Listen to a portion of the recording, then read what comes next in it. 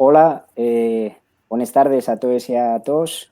Muchas gracias por estar otra vegada más nesta. Y es la cuarta actividad que hacemos desde la Llegra en este formato online, en este tiempo de andancio en el que estamos todos y todos aislados en casa, pero bueno, tenémonos a través de las redes.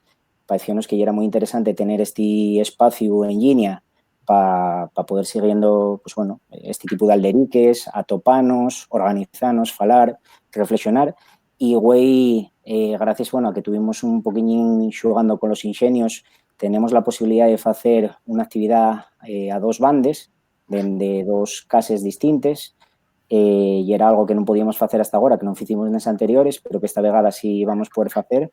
Y entonces, bueno, nada más hacer esta presentación, agradecer a todo el mundo que está haciendo posible todas estas actividades que estamos desenvolcando y poco más. Dejamos ya con dos historiadores, con Rafa Rodríguez Valdés, conocéislo, ya es clásico de pasar por la Llegra en otras ocasiones. Va a hacer un poco de conductor de esta charla sobre una parte de la historia de Asturias quizá ves menos conocida de manera pública, que es la del republicanismo en el siglo XIX, y en sin más, esperando que todo funcione, deixo vos con Sergio Collantes y con Rafa Valdés, recordándoos nada más que, bueno, en los comentarios de YouTube tenéis pues un PayPal para si de aquí quien quiere sofitar la autogestión de este espacio, que como sabéis, pues bueno, funciona de manera autogestionada, sin ningún tipo de ayuda pública, y que, bueno, que en estos tiempos también está pasándolo complicado y tenemos que ver la manera de tirar para adelante. Y de otra banda, para que dejéis ahí comentarios en Trugues, que hay una compañera pendiente de ellos para pasárosles al acabar la charla. Más nada, y dejo pues con esta gente. Muchas gracias y venga, vémonos después. Pues muchas gracias a Ian, a la gente de la Llegra, a Sergio Sánchez Collantes. Yo creo que esto salió porque estaba previsto, primero de la pandemia, presentar el pueblo a escena en la sede del Ateneo Obrero de Sisión. Sergio ya va a tiempo que me comentara la presentar yo el libro. Aquí en este caso vamos a hacer una fórmula distinta porque en ese acto del Ateneo Obrero de Sisión lo que estaba previsto y era que una persona, un miembro del Ateneo Obrero, presentara a Sergio y yo iba a hacer como una introducción del pueblo a la escena. En este caso, el formato va a ser distinto porque yo voy a presentar a Sergio. Y entonces, prefiero no meterme en lo que ya el pueblo a la escena para que se cele. Y yo hablamos un poco de quién es como historiador. Y entonces, bueno, voy a meterme ya en fariña con ello. Y lo primero, pues bueno, yo un historiador de Pumarín. Yo creo que si no lo digo, iba a acabar amenazándome ahí en los comentarios y demás. Nació en Sisión en el año 1979, formóse en la Universidad de Uvieu, por la que se doctoró. El pueblo a escena y un libro que sale de esa tesis doctoral, no es la tesis íntegra, pero bueno, digamos que en esa formación, pues Sergio Sánchez Collantes, gracias pues al estudio, a las buenas notas, a la su capacidad, pudo disfrutar de beques y por eso yo creo que también somos grandes defensores de la escuela pública, de la universidad pública, porque al final somos fíos de obreros que llegaron a la universidad y que a lo mejor en muchos casos pues fuimos los primeros de nuestras familias en tener pues esa formación universitaria, ¿no? Que en otro tiempo, como el que estudia Sergio en el siglo XIX, pues no era accesible para la clase obrera. Y entonces, ya de ese aspecto biográfico personal, voy a meterme un poco en lo que es la trayectoria de Sergio, que a pesar de la mocedad, digo mocedad porque como más o menos somos de la quinta, pues digo mocedad, ¿no? Un poco para que veáis y remitimos a trabajos anteriores de él, para que veáis un poco ya cuando él comente el pueblo a escena, pues todo lo que viene detrás. En este caso, pues yo creo que ya la primera contribución de él, y en este volumen coordinó Jorge Uría, profesor de la Universidad de Oviedo. Aquí interviene Sergio con un artículo donde fala de un periódico asturiano, El Correo de Asturias, un artículo de encargo, ¿no? Jorge Uría coordinaba ese volumen dedicado a la historia de la prensa asturiana hasta el año 1914, y El Correo de Asturias fue un periódico muy importante, pero que está en el archivo de la capital asturiana, pero que no está digitalizado, ¿no? Y entonces ahí ya fue como una prueba de lo que significa ir al archivo con unos recursos y unos medios pues que no son todo lo deseables.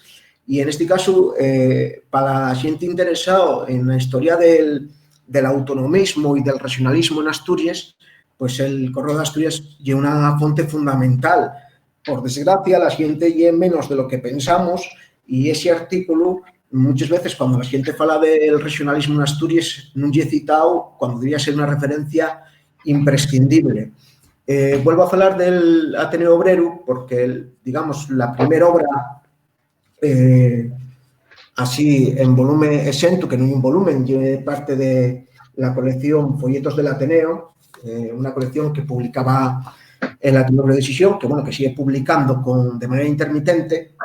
Ahí, Sergio, falamos de los republicanos en Sisión, los orígenes de ese Ateneo Obrero, una entidad interclasista donde estaba la burguesía, digamos, ilustrada y republicana de Sisión, pero donde también participaba la clase obrera. De hecho, muchas de las publicaciones primeras del movimiento obrero, como podía ser la Revista Blanca, y eran lectures que estaban en la sede del Ateneo Obrero, y donde los obreros sisioneses más concienciados, más formados, con más interés por la cultura y por la organización de clase, pues atoparon allí esas publicaciones, ¿no? Que digamos que no era una entidad del movimiento obrero, pero allí pues fueron formándose. Después voy a contar una anécdota. Este es el libro Demócratas de Antaño, firmado por Sergio, publicado por TREA. Muchas veces yo topé gente que pensaba que este libro Demócratas de Antaño, que fala de los republicanos y los republicanismos en la Sisión del siglo XIX, que ya era la tesis doctoral por las dimensiones. Estamos hablando, pues, pero hay que lo miren, más de 400 páginas, y había mucha gente que pensaba que ya era la tesis cuando no lo era todavía, ¿no? La tesis, como os decía primero, ya de la que sale el libro El pueblo a la escena, publicado el año pasado por Ridea. Después hay una cuestión, ¿no? Porque hay los grupos de investigación en las universidades, de los que Sergio fue parte de ellos, de esos grupos, más de ámbito académico. Él es profesor ahora en la Universidad de Burgos, pero también hizo estaciones de investigación en otras universidades. Son, digamos, ese ámbito más formal académico. Pero después hay grupos que, sin ser de manera oficial un grupo, existen, ¿no? Y entonces tengo que remitirme a una experiencia que hubo en Asturias, que es la de la revista Herada, que en el primer volumen de esa revista dedicada a la historia contemporánea de Asturias, pues ahí estaba Sergio Sánchez Collantes y otros, bueno, y otra gente que, pues, bueno, que participamos y estudiamos, investigamos la historia de Asturias, ahí trabajando, ¿no? Y un grupo semioficial, porque, digamos, porque éramos más o menos gente del mismo tiempo, años para arriba, años para abajo, pero que teníamos ese interés por la historia contemporánea de Asturias, y donde lo que pasaba y que era una revista de fuera de la universidad, ¿no? De fuera de la academia. Sí, de xente formado en la Universidad Asturiana, pero no que fixera parte de ella, ¿no? Entonces, bueno, como caso también un poco de la biografía y peculiaridad de Sergio, ¿no?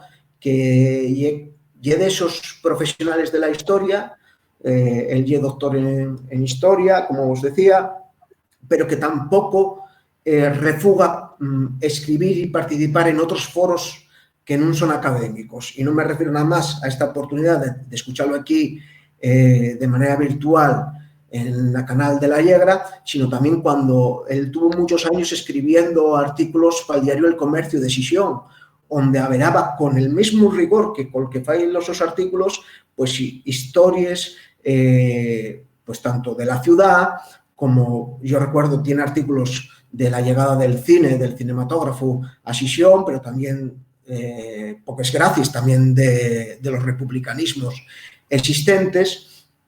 Y entonces, bueno, yo creo que hay un detalle que hay que conocer, porque esto no es la primera vez que Sergio Salse fuera de esas muries académicas, ¿no? Ya tiene experiencia en ello, para trasladar fuera de esas revistas científicas, fuera de lo que es la enseñanza de la que vive, ¿no? Ahí en la Universidad de Burgos, para hacer llegar ese conocimiento, ¿no? No todo el mundo de la academia tiene esa perspectiva ni dedica ese tiempo, y entonces yo creo que hay algo que también que tenemos que reconocer y agradecer a Sergio, ¿no?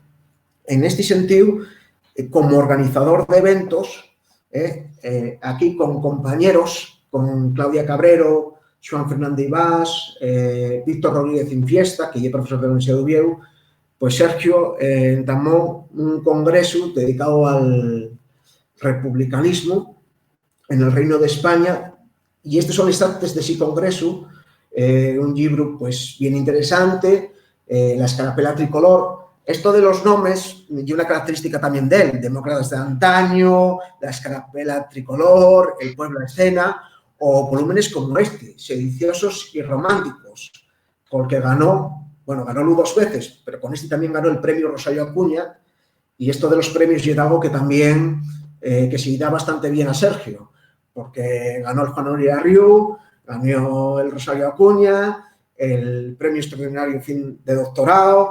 Bueno, tiene ahí un currículum también para que veáis que en Asturias hay gente bueno y competente, y que a este canal de YouTube de La Llegra no bien cualquiera, ¿no? Yo vengo aquí de emprestado porque me metió Sergio, pero Sergio bien por derecho propio. En estos Sediciosos y románticos, pues fala de las insurrecciones armadas de los republicanos en el siglo XIX contra la monarquía. Son páginas, decía Ian, pues partes de nuestra historia muy desconocidas. De hecho, la historia del republicanismo en Asturias, de los republicanismos, si vais a las enciclopedias de los 70, de los 80, a monografías de esos años, los republicanos son con mucha más gente, ¿no? Ausentes, grandes y significativos de esas historias que inunden las bibliotecas públicas, o que inunden muchas veces las referencias que agarren periodistas. Y entonces todavía queda muchísimo trabajo para hacer llegar los avances que hubo en el conocimiento del republicanismo o de otros aspectos de la historia de Asturias. Y entonces, en ese sentido, pues están esas insurrecciones armadas, ¿no? que hubo en Asturias. También hay que recordar, como él comenta en El pueblo en la escena, que lo que son las guerras carlistas o el carlismo, y también un fenómeno político, una cultura política muy desconocida, y que en el caso asturiano está por estudiar. Y entonces, ¿qué problemas tenemos? Pues que muchas veces, para hacer síntesis generales, necesites estudios concretos, porque si no, al final, las síntesis generales, lo que suele pasar, como suele pasar en otros órdenes de la vida, y es que la gente estudia Madrid, y entonces lo que pasa en Madrid se supone que tiene que pasar en todas partes y de la misma manera. ¿Qué pasa? Que después llega Sergio con sus investigaciones de campo, con sus investigaciones de archivo, con las preguntas que él falla a los documentos, y resulta que no es por ir al particularismo, sino que hay cosas que pasen o con una intensidad menor, o que no pasen, o que pasen de otra manera, ¿no? Suelen conjugar esas cuestiones. Decíamos que Sediciosos y románticos, pues que ganó Sergio el premio Rosario Acuña, y que lo ganara 2 veces. La otra vez fue con El azote de la plebe, donde él comenta lo que son pues todos los motinos, revueltes, protestes contra les quintes, el servicio militar, ¿no? Para entendernos, y los consumos, que eran los impuestos sobre lo que la gente, pues eso, consumía, ¿no? Y que siempre tuvieron, pues bueno, hay gran participación pues de mujeres, de gente de distintas clases sociales, y donde los republicanos hicieron parte activa. decía vos que el republicanismo lle un gran ausente e aí é donde hai que destacar el gran traballo de Sergio, porque muchas veces parece que el republicanismo lle dá algo del pasado, del siglo XIX que estudia él, y en realidad, por ponervos un caso, el primer alcalde del Xixón, de la Segunda República, lle Isidro del Río, que era miembro del Partido Republicano Federal, y era el partido que tenía más concejales en la ciudad.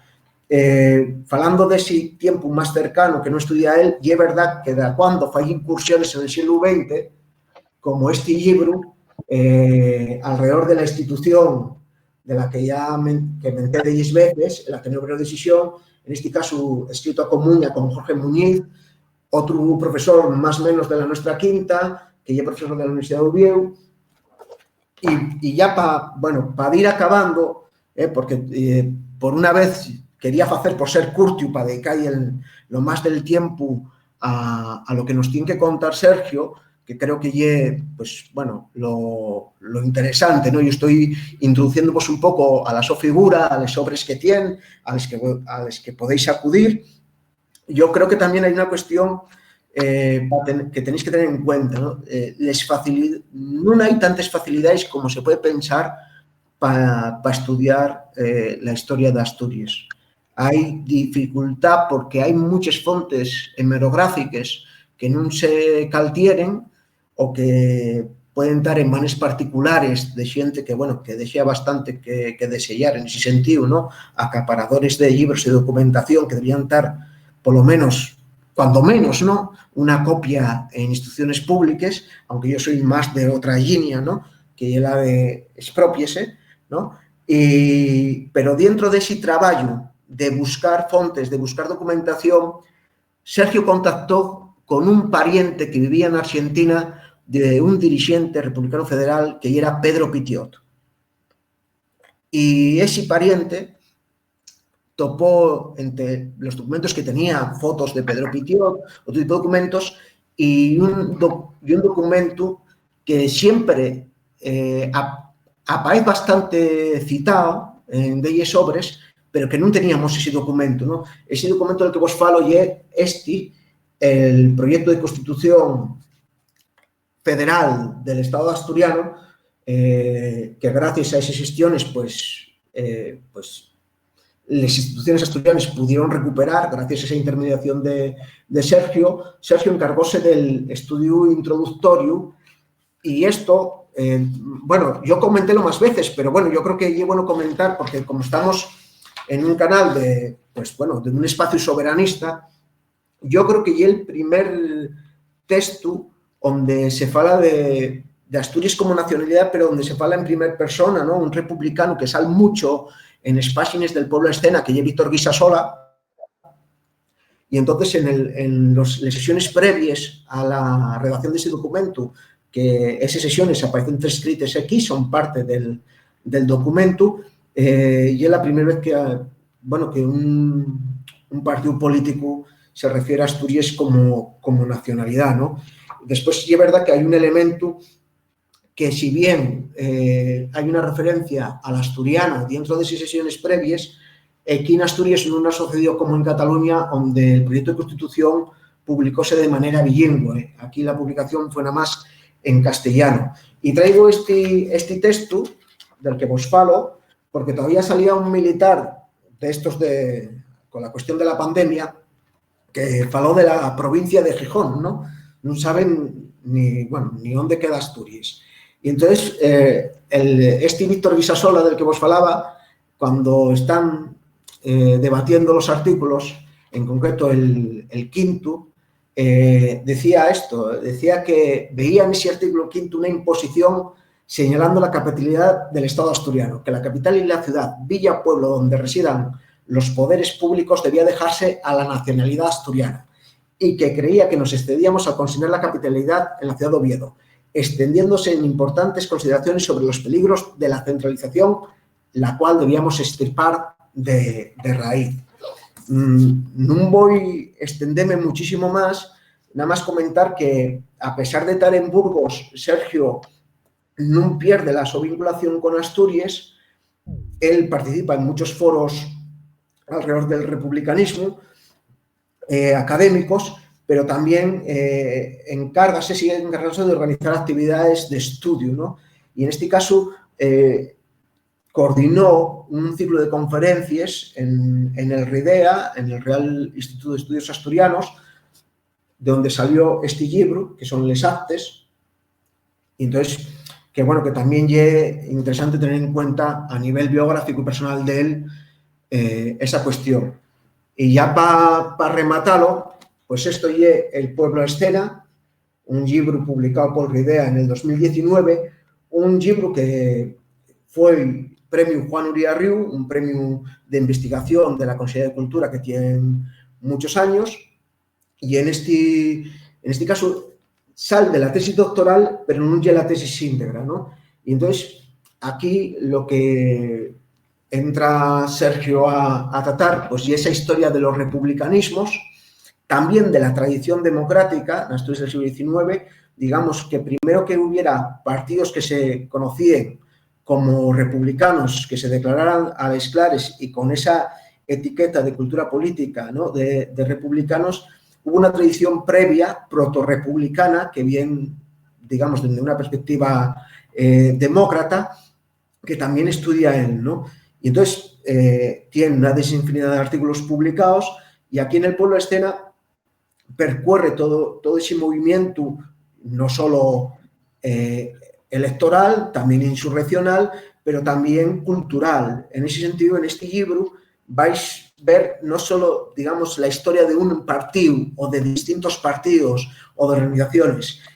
Yo creo que es un estudio muy transversal, poliédrico, donde a lo mejor, por seguir a les modes, podría haber un capítulo dedicado a la mujer, a la cuestión de género, y creo que Sergio hizo una cuestión más interesante, que siempre que hubiera presencia de mujeres, por poneros un caso, ahí metió esa referencia, ¿no?, que muchas veces tanto las mujeres como los campesinos o el campesinado de general son invisibles, ¿no?, en los estudios de historia contemporánea asturiana.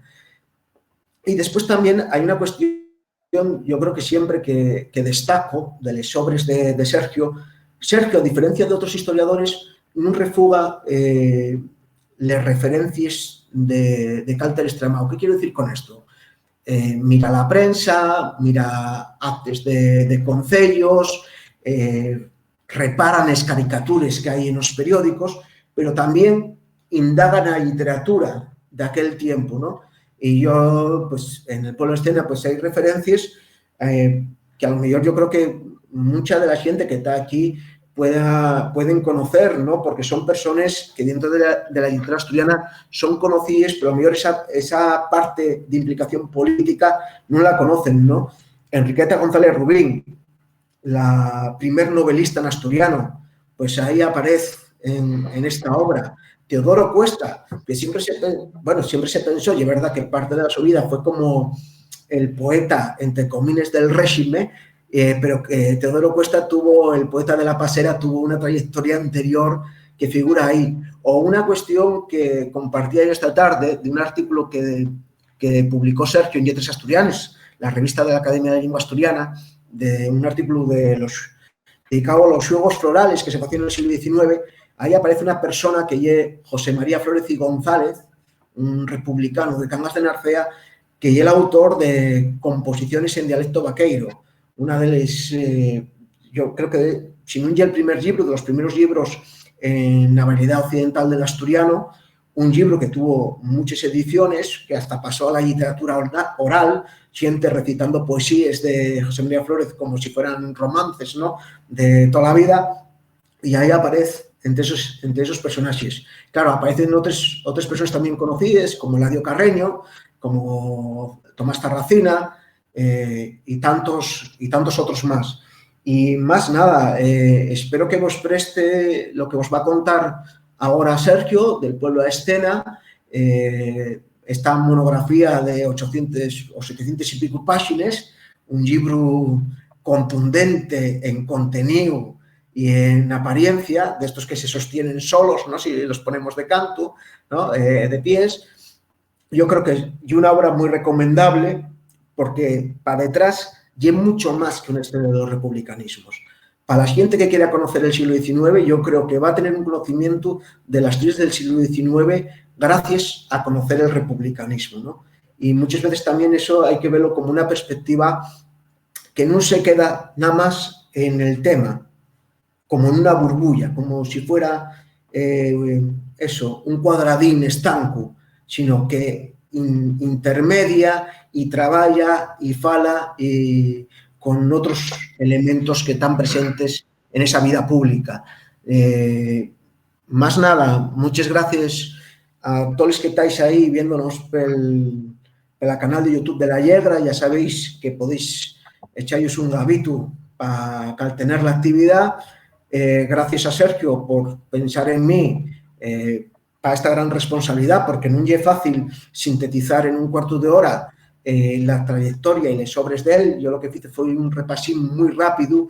Muchos de los libros tenéislos en las bibliotecas públicas. Ya sé que no podéis ir ahora, tenéis que quedar en casa, pero yo creo que podéis apuntaros y en concreto El pueblo a escena, porque yo creo que podéis disfrutar. Y es verdad que hay momentos donde hay una retafila larga de los miembros de los comités, ¿no?, de republicanos, pero creo que a cualquier persona interesada en la historia de Asturias y una obra imprescindible para leer, para dialogar mucho con ella, para trabajar con ella y para pensar muchas cosas que damos por sentadas y que no lo son, ¿no?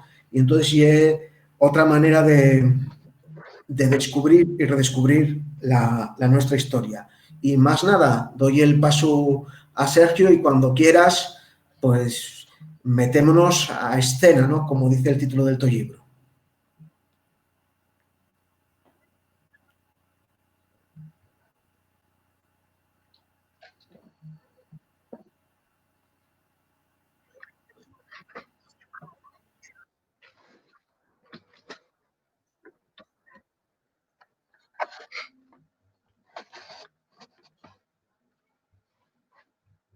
Bueno, muchas gracias.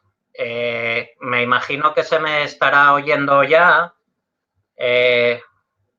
No sé si tendré problemas de conexión, porque momentos que me... Entonces, bueno, yo en principio voy a seguir interviniendo, suponiendo que se me está oyendo. Y si hay algún problema, me imagino que ya me comentará por aquí, por otra vía que tengo aquí en el móvil, el WhatsApp abierto. Bueno, lo primero es agradecer a los compañeros de La Yegra por la iniciativa, que yo creo que pues es muy acertada en este momento de confinamiento, ¿no?, de la gente en casa. Pues bueno, había presentaciones previstas del libro en estas fechas, en el Ateneo Obrero de Gijón, por ejemplo, con el propio Illán había hablado de hacer una en verano, si acaso, cuando estuviera por Asturias, porque ahora vivo en Burgos. Y bueno, yo creo que esta es una opción que puede ser muy acertada, ¿no? Los agradecimientos tengo que hacerlos extensivos a Rafa, porque Rafa, en fin, por muchas razones, yo creo que era una persona muy acertada para presentarme. Él hizo una presentación muy amable, vamos a decirlo así. Pero hay una cosa que, salvo en los momentos en que perdí un poco la conexión, que no creo que la haya comentado Rafa, siempre me gusta recordar, y es que Rafa fue la primera persona que leyó el que sería el equivalente a lo que hoy son los trabajos de fin de máster, o sea, el trabajo de investigación que precedió a la tesis, cuando se hacían los cursos de doctorado y al año siguiente se hacía un trabajo de investigación o de iniciación a la investigación fuera del ámbito académico, o sea, de la gente que estaba en el tribunal y demás. La primera persona que lo leyó y con mucho interés por los comentarios las conversaciones que tuvimos luego y demás, pues fue Rafa, ¿no? Entonces, y desde entonces sí que es una persona pues que ha seguido muy de cerca lo que fui haciendo y demás, y bueno, y doyte les gracias, Rafa, por la presentación. Voy a tratar de hacer una presentación del libro que ponga un poco el acento en las cosas que me parece que son más sugerentes, más llamativas, sobre todo para la gente que no conozca el tema. Es evidente que la gente de Asturias pues puede tener un doble interés, pues la gente que tenga interés por la historia de Asturias, pero bueno, quien se interese por la historia del republicanismo en general, yo creo que también, vamos, deberían interesarle algunas cosas. Igual que a la gente de Asturias, yo creo que deberían también conocer las evoluciones o las trayectorias de los republicanismos de otras regiones, porque yo creo que es fundamental el enfoque comparativo y el análisis comparativo. Entonces, bueno, el libro, antes lo enseñó Rafa a cámara. El libro es un libro, como él decía, pues grueso. Esto planteó bastantes problemas para conseguir publicarlo. Aquí, desde luego, tengo que dar las gracias al RIDEA porque mostró interés ya desde un principio. Luego es verdad que la publicación se retrasó un poco por falta de ayudas públicas específicas también. Yo creo que es también necesario reivindicar esos premios de los que hablaba Rafa. El trabajo de la tesis que da lugar a este libro, el libro no es toda la tesis, pero sí que es buena parte de la tesis, son 2/3. Y ese trabajo, la versión adaptada, digamos, que está detrás del libro, recibió el premio Juan Uría Riu cuando lo presenté y, bueno, pues esto ocurrió unos años después de la crisis de 2008. Ese premio había rebajado muchísimo la cuantía y esos trabajos que antes se venían publicando con el apoyo al gobierno del Principado de Asturias dejaron perdieron ese apoyo, ¿no? Entonces yo creo que es importante reivindicar la importancia de esos premios, de más cuantía en condiciones y de respaldar la publicación de estos trabajos. Es evidente que puede ser más atractivo o puede ser más comercial hacer un libro que se titule Breve historia del republicanismo en Asturias. O el republicanismo en Asturias en 90 tipos de publicaciones que hay que hacerlas, hay que defender la divulgación por encima de todo, pero sobre todo la gente que hace esa divulgación es la que mejor sabe que para hacerla echar mano y recurrir a una bibliografía más extensa, más amplia, que a lo mejor no está dirigida al gran público, pero que es fundamental que existan. Entonces, eso es algo que quería comentar en primer lugar. El relato que sigue este libro es un relato cronológico. La tesis tenía tres partes o tres grandes bloques. Los dos primeros eran como un relato cronológico a lo largo del siglo XIX, que no significa que fuera solo político, pero bueno, sí que lo político servía un poco, digamos, de eje. Y luego ahí va entremezclando también referencias pues a prácticas asociativas, la sociabilidad, la prensa y a otras cuestiones.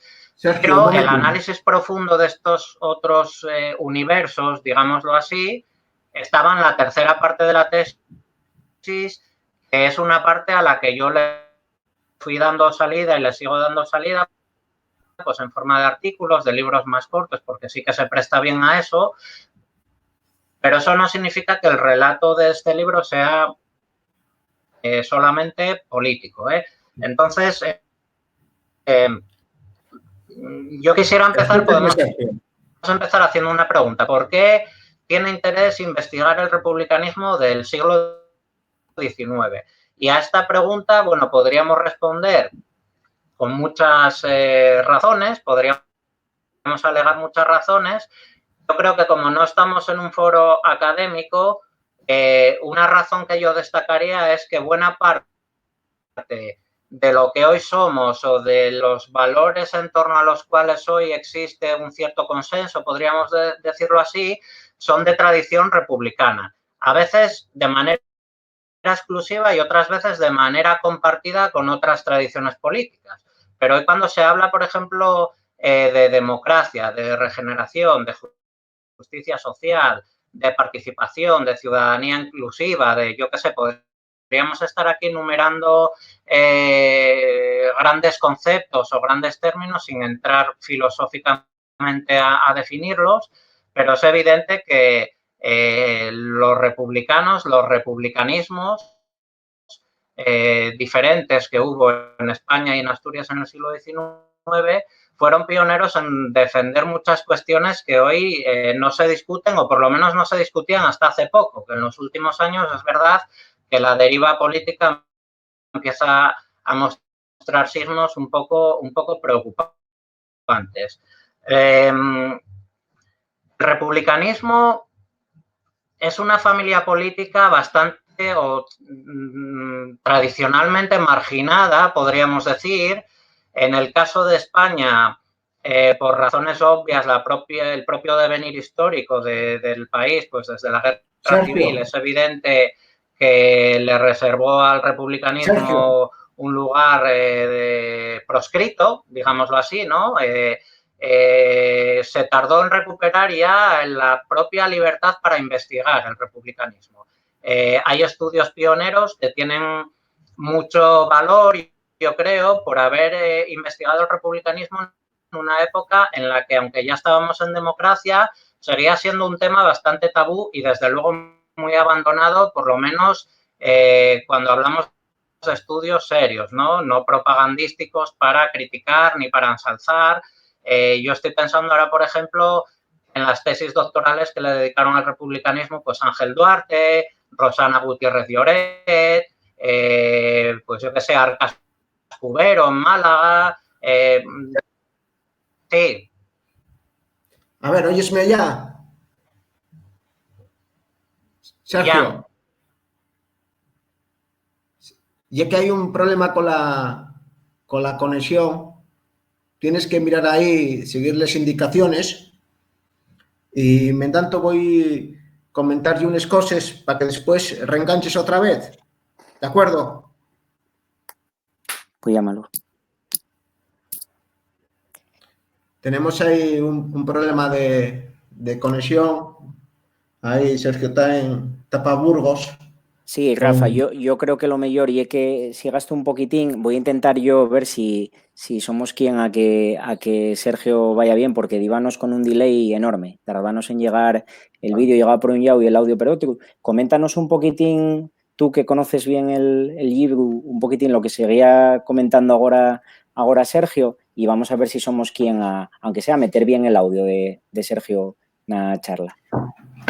Sí, bueno, Ian, pues la verdad hay una cuestión también siguiendo un poco lo que comentaba Sergio, lo primero, por decir, ¿no? O sea, no hay una cuestión, no hay una cultura política uniforme, homogénea, y por ir a esos antecedentes, en realidad ya tendríamos que remontarnos a la influencia de la Revolución Francesa, ¿no? Donde ya hay, digamos, cuesta mucho, él comenta en el libro, cómo tener referentes, ¿no? Pero ya hay panfletos con esa influencia afrancesada de la Revolución, gente como Miguel Rubín de Celís, Ramón María López Acevedo, gente que, bueno, en el caso de López Acevedo, él usaba un alcuño literario que significaba matador de reyes. Quiero deciros que aunque no se considerara republicano, pues creo que el tema de la monarquía, pues ya había gente que lo tenía claro, ¿no? Hay una cuestión, un personaje fundamental que es un pariente de Rafael del Riego, el militar de Tineo, el militar de Tuña, que ya Antonio del Riego. Antonio del Riego ya aparece como miembro de un partido democrático. Primero que hubiera esos partidos ya catalogados y declarados republicanos, la gente que después va a intervenir en el republicanismo viene de esos formes que se calificaban como Partido Democrático, como Partido Demócrata, como Unión Democrática. Hay gente como Clarín que fan parte de esas cuestiones. A primeros del siglo XIX ya hay gente, pues a lo mejor que en las celebraciones del Antrosio asturiano, pues en el caso de Sisión, pues que van con los gorros frisios, ya sabéis, estos gorretos colorados. Y después también hay otra vía que ya la que se conocía como el progresismo, ¿no? Donde lo que él llama, Sergio, señales de vida, ¿no? Son la gente que está, digamos, en el lado izquierdo, ¿no? A la izquierda de esos partidos progresistas, y donde muchas veces hay las denominaciones ahora mismo, si hablamos de un liberalismo radical, debemos estar pensando en una cosa que no tiene gota que ver con lo que pasaba en este siglo XIX, ¿no? O sea, los términos y las palabras no son inocentes, y entonces en este sentido, claro, tengo que remitiros pues a esas referencias que usa Sergio, ¿no? Son tiempos de clandestinidad, de sociedades secretas, de ahí que siempre haya mucha relación con la masonería. Después estamos en un tiempo, ese primer tercio del siglo XIX, donde, bueno, están la Primera Guerra Carlista, hay, digamos, censura de prensa, problemas para la asociación y para la manifestación. Después también lo que tenemos para conocer el republicanismo muchas veces son fuentes de fuera de Asturias, es decir, hay una dificultad, ¿no?, para tener fuentes directas. Sabemos que siempre hubo, yo sélo porque ya llegué el libro, claro, núcleos de lo que se llamaban núcleos exaltados, ¿no?, esa etiqueta, ¿no? Y siempre hubo ahí como núcleos pequeños de sociedades clandestinas que se juntaban, pues eso, en cafés o en la propia universidad, pero al empar había después también otro tipo de gente de otras clases sociales que producían, ¿no?, entraban en una escena política con cuestiones que de mano pueden parecer coyunturales, pero al tenerse a lo largo del siglo XIX ya creo que non pueden recibir ese epíteto, que son los motivos de subsistencia, de los que hay muestras en Gijón, en Avilés, pues en los años 40 del siglo XIX, en los años 50, ¿no? ¿Cómo empezaría a visibilizarse ese primer republicanismo en esas décadas? Pues, bueno, con los pocos periódicos que podían salir, como El Asturiano, El Fomento de Asturias, La Verdad, hai xente que son profesores na universidad, e é verdad que empiezan tamén alrededor de eventos literarios, ¿no? Como una academia científica y literaria que hubo en Oviedo en los años 50, donde, digamos, ese pasado de sociedades secretas, de masonería, de propaganda boca a orella o panfletos pasquinos, pues ya hizo como, no voy a decir un caldo de cultivo, pero sí que ya hubiera una continuidad, ¿no? Y entonces hay personajes, ponemos un caso, el de Juan González Ríos, hay un entierro en La Regenta, y recuerdo que Paloma Oría escribió un artículo, que bueno, que también aparece referencia a una bibliografía descomunada que usa Sergio para su tesis, que el entierro de La Regenta ya era el entierro de Ríos. Juan González Ríos, pues ya de esos demorrepublicanos. En el momento que me digan que ya la conexión va bien, yo paro para dar paso otra vuelta a Sergio, que él tiene mucho más conocimiento y dirlo mucho mejor que yo, ¿no? Bueno, pues, La cuestión sí que... Rafa, vamos a dejarlo, a ver si somos quién. Tuvimos ahí cambiando alguna cosa, yo creo que podemos intentarlo, Sergio? Muy bien. Pues doy paso otra vuelta a Sergio. Yo hice una digresión sobre la primera parte del libro, años 30, 40 y 50, y Sergio, cuando quieras, sigues el camino.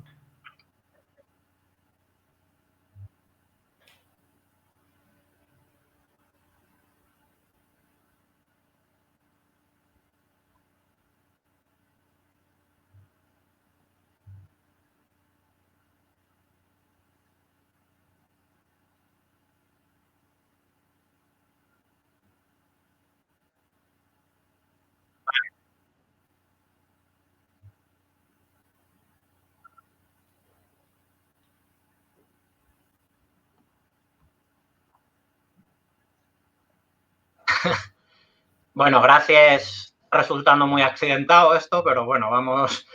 Tengo ya probé de todo aquí con la wifi, me sale ahí el símbolo en rojo, a veces pasa amarillo y tal. Entonces, bueno, no sé cómo se me oirá, pero bueno, si tal, me paráis o me decís.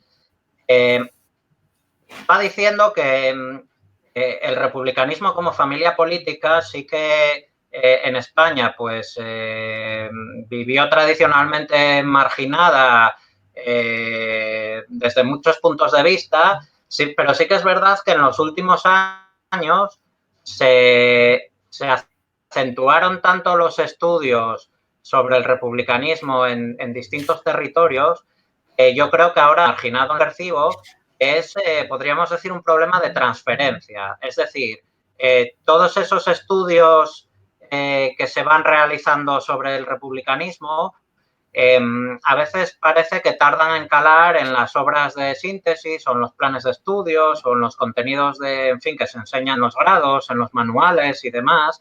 Entonces, eso sí que sería interesante que cambiase con el tiempo. Es decir, la imagen que tiene un estudiante de grado o alguien interesado por la historia de España que lea bastantes manuales y demás, pues es que el republicanismo en España es la primera república 1873 y la segunda república y poco más. Entonces, bueno, la idea yo creo que es, o lo más interesante, sería recordar que hay republicanismo sin república.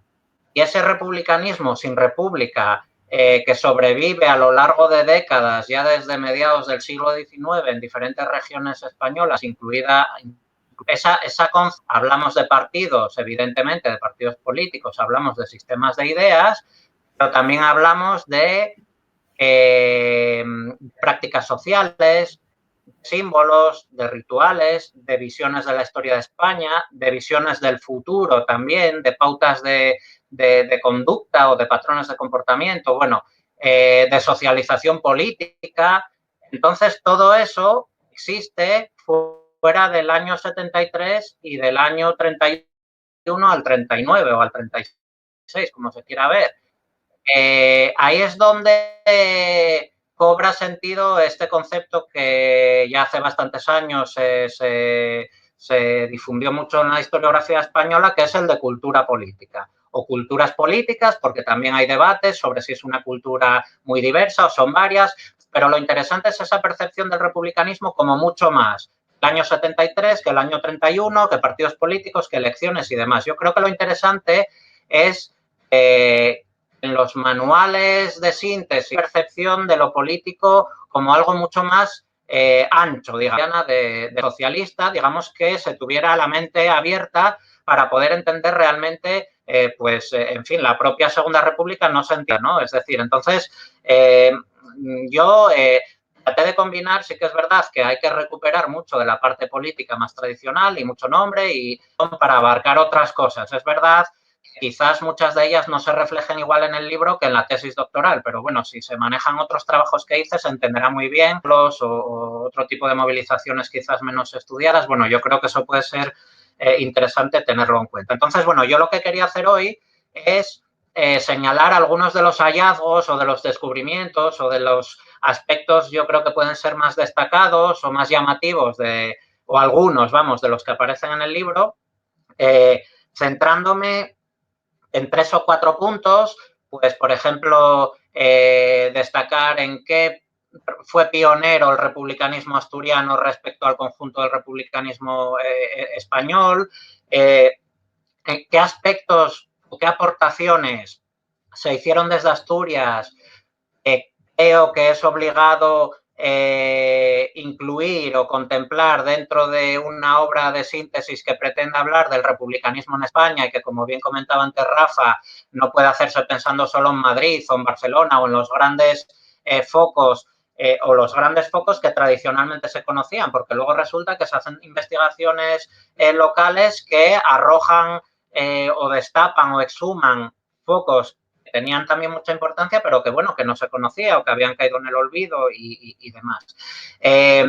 También quería un tercer punto, pues comentar algo de la acción municipal, bueno, de en qué sentido a escala municipal, bueno, que 4 aspectos señalar, porque veo también que se nos va el tiempo y lo interesante luego también es hacer algunas preguntas y hacer algunas consideraciones sobre las bases sociales. Serían estas 4 cuestiones las que en principio, estos 4 ejes, los que en principio quería tratar de manera breve, tampoco me voy a extender mucho, pero, por ejemplo, ¿en qué se puede considerar Asturias pionera? 3 o 4 aspectos en los que Asturias destacó sobre el conjunto de las regiones españolas.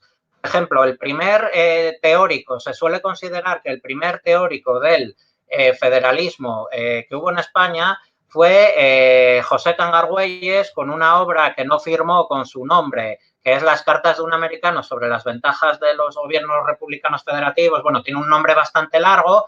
Es una obra muy particular también, porque fue una obra de encargo que no firmó. En fin, se pueden establecer muchos matices, como por otro lado es obligado en las primeras décadas del siglo XIX al hablar de los republicanos, porque hay muchas ambivalencias, muchas contradicciones y demás, pero bueno, sí que hay trabajos que consideran a Cangargüelles precisamente por esa obra como el primer español que teorizó sobre el federalismo en nuestro país. Hay un apunte o un hecho más claro todavía y muy interesante, que es que la primera declaración en sentido republicano, abiertamente republicano, que se escuchó en las Cortes en Madrid, salió de la boca a principios de los años 40 del siglo XIX del diputado Pedro Méndez Vigo, obetense, militar, que, bueno, que hizo unas declaraciones en el Congreso que son también muy interesantes. No nos vamos a detener mucho en ello, aunque luego si en las preguntas o en el debate hay interés sobre algunas de estas cuestiones se pueden ampliar. Otro aspecto en el que Asturias destacó en el conjunto de las regiones españolas es en el movimiento de uniones republicanas, es decir, en el momento en que el republicanismo, digamos, que se traduce en distintos proyectos y partidos políticos, empiezan a surgir movimientos a favor del entendimiento, de la alianza electoral, de las coaliciones, en fin, con distintos nombres. Y el primer proyecto que hubo de este tipo, que se llamó la Unión Democrática, no se llamaba Unión Republicana porque no podía llamarse de esa forma, fue en los primeros años de la Restauración. Y ese movimiento surgió en Oviedo y en Oviedo tuvo una fuerza muy importante. Es verdad que se extendió rápidamente a otros puntos también de España, pero en Oviedo, digamos que la praxis, la aplicación práctica de esta idea de la Unión Democrática, pues tuvo, en fin, unas manifestaciones que yo creo que destacan sobre el conjunto de España y hay muchos testimonios de la época que así lo reconocen. Otro aspecto interesante es también en los primeros años de la Restauración, estando ya abolida la esclavitud en Puerto Rico, llegaron a las Cortes peticiones respaldadas o avaladas por decenas de firmas, de vecinos, de ciudadanos en general, peticiones a favor de la abolición inmediata de la esclavitud en Cuba. Y la primera que se leyó en las Cortes procedía de Oviedo, de Gijón, perdón, y luego llegó a los pocos días una de Oviedo. Es verdad que aquí también hay una explicación porque una abolicionista de bandera, como era Rafael María de Labra, tenía muchos vínculos con Asturias, pasaba los veranos en Oviedo y demás, entonces es evidente que las relaciones personales ahí en este movimiento tuvieron un peso importante, pero es interesante, no deja de ser el change.org de la época, ¿no? Esas firmas, decenas de firmas que llegan a las Cortes con peticiones en este sentido, que no era una reivindicación exclusivamente republicana, pero desde luego el republicanismo en la historia de la lucha contra la esclavitud en España tiene un peso importantísimo, ¿no? Y luego, en fin, podríamos mencionar otros aspectos más anecdóticos. Uno que me gusta señalar, por ejemplo, es que cuando se proclama la República en febrero de 1873, esa república no tiene apellido. La República Federal se proclama en junio, pero en febrero se proclama la República en España. Y en Oviedo hay un episodio que no deja de ser anecdótico, como digo, que no tuvo mayor trascendencia, es que cuando se proclama la República desde los balcones del ayuntamiento, pues la gente que estaba reunida ahí en la plaza, pues algunos empezaron a vocear la federal, y bueno, y al final desde el balcón pues fue, venga, pues la federal. Entonces es una cosa anecdótica, pero que no deja de tener su relevancia como indicador del peso que el federalismo como concepción específica del republicanismo tenía en Asturias, igual que en otras regiones españolas ya desde los años del sexenio democrático. Un segundo punto de los que mencionaba, bueno, ¿qué aportaciones podemos señalar, por poner algunos ejemplos, tampoco sin ser muy exhaustivo, de Asturias al conjunto del republicanismo de España? Es decir, si hiciéramos una historia del republicanismo en España y que no se limite a Madrid y a los 4 sitios más señalados habitualmente en los manuales, y estuvieran realmente reflejadas o reflejadas equilibradamente las diferentes regiones españolas, ¿en qué aspectos podría o sería obligado mencionar Asturias? Bueno, podríamos aquí también extendernos bastante, ¿no? Pero bueno, por señalar algunos en concreto, al hablar de los precursores, es decir, de esos años confusos, ¿no? De finales del XVIII, principios del siglo XIX, esos personajes ambiguamente republicanos o que se manifiestan republicanos en algún momento de su vida y luego basculan hacia otras opciones, pero ahí hay nombres claves de asturianos. O sea, tenemos, por ejemplo, Miguel Rubín de Celís, que estuvo en la Francia de la Revolución Francesa participando activamente en algunas asambleas, en algunas campañas propagandísticas y demás. Luego, un poco más tarde, en la época finales del periodo del reinado de Fernando VII, mencionar un personaje también muy llamativo, está el caso de Ramón María López Acevedo, un personaje, profesor de la Universidad de Oviedo, que formó parte de esa emigración liberal que se va a Inglaterra durante la década ominosa en los años 20 y bueno, es un personaje que critica ya abiertamente la monarquía, habla incluso de exterminar a la familia real, o sea, posiciones muy contundentes de crítica también a la religión y demás, y es un nombre que obligadamente tendría que figurar dentro de los precursores del republicanismo en España. Es verdad que es una época en la que tampoco se puede hablar de una cultura política republicana en España, son trayectorias individuales, bueno, pero en cualquier caso importantes. Luego, en fin, si avanzamos en el tiempo, sí que hay personajes y dirigentes que no desarrollaron su actividad política en Asturias o ideólogos, pero que sí que tuvieron su importancia en otros lugares. En fin, podemos hablar dentro de los diputados, por ejemplo, Manuel Pedregal, pues un personaje que fue portavoz de la minoría republicana en las Cortes durante varios años, en la Restauración, a finales del 19. Antes mencionaba a Rafael María de Labra, que es otro personaje también destacado. En fin, ¿qué sería, por ejemplo, del republicanismo coruñés sin Ramón Pérez Costales, del federalismo coruñés? ¿O qué sería del posibilismo de Barcelona sin Fermín Villamil, personaje también asturiano? O de Antonio Coll y Puig, Antonio Coll y Puig en el movimiento federal de Cantabria, de la actual Cantabria, en Santander también. En fin, del republicanismo más plebeyo, vamos a decirlo así, o más popular de Madrid, sería sin la figura del Carbonerín, que incluso la menciona Pérez Galdós en los episodios nacionales, o qué sería de la colonia emigrada en Argentina sin la figura de Rafael Fernández Calzada. Bueno, son personajes asturianos, desarrollan su actividad en otros lugares sin romper nunca sus vínculos con Asturias, y que es interesante pues tener en cuenta en cualquier relato, digamos, sobre el republicanismo que no se centre en Asturias, que pretenda integrar las aportaciones de los diferentes territorios. Eso es importante. Por ejemplo, otro aspecto, el fenómeno insurreccional, es decir, los episodios insurreccionales del federalismo más levantisco, vamos a decirlo así, pues ahí, en fin, a la hora, en ese mapa de levantamientos republicanos, Asturias tuvo también un papel, hubo un levantamiento dentro del ciclo de levantamientos de octubre de 1869, federales en distintas regiones, pues ahí estuvo Asturias, con Bernardo Coterón y Antonio Rodil, uno terminó en la cárcel, otro consiguió emigrar a Francia, hubo otro intento al año siguiente, una trama conspirativa que pretendía derrocar a Amadeo, y Asturias volvió a tener un papel importante también en esa trama, o por ejemplo el levantamiento que hubo en Pola de Lena, en el concejo de Lena, de una partida republicana en 1880, que bueno, cuantitativamente puede considerarse algo también anecdótico porque era poca gente la implicada, pero bueno, como era característico por otro lado en estos levantamientos de partidas, también en el carlismo, pues que muchas veces lo que buscaban era desencadenar un movimiento más amplio, pero eso no le quita importancia al hecho, por ejemplo, de que se levantase una partida. Bueno, es un año en el que, por otro lado, no habían empezado las grandes intentonas de la Asociación Republicana Militar. Es un levantamiento que no había caído en el olvido más absoluto.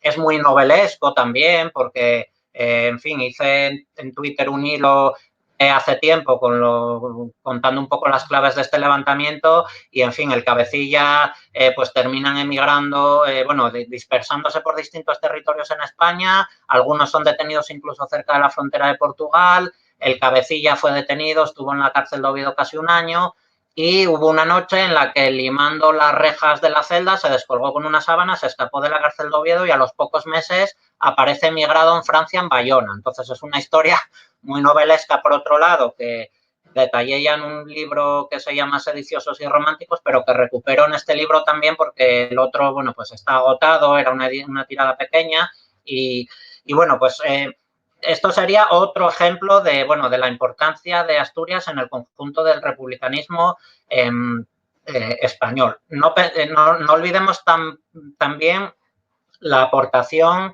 de Asturias al constitucionalismo democrático federal.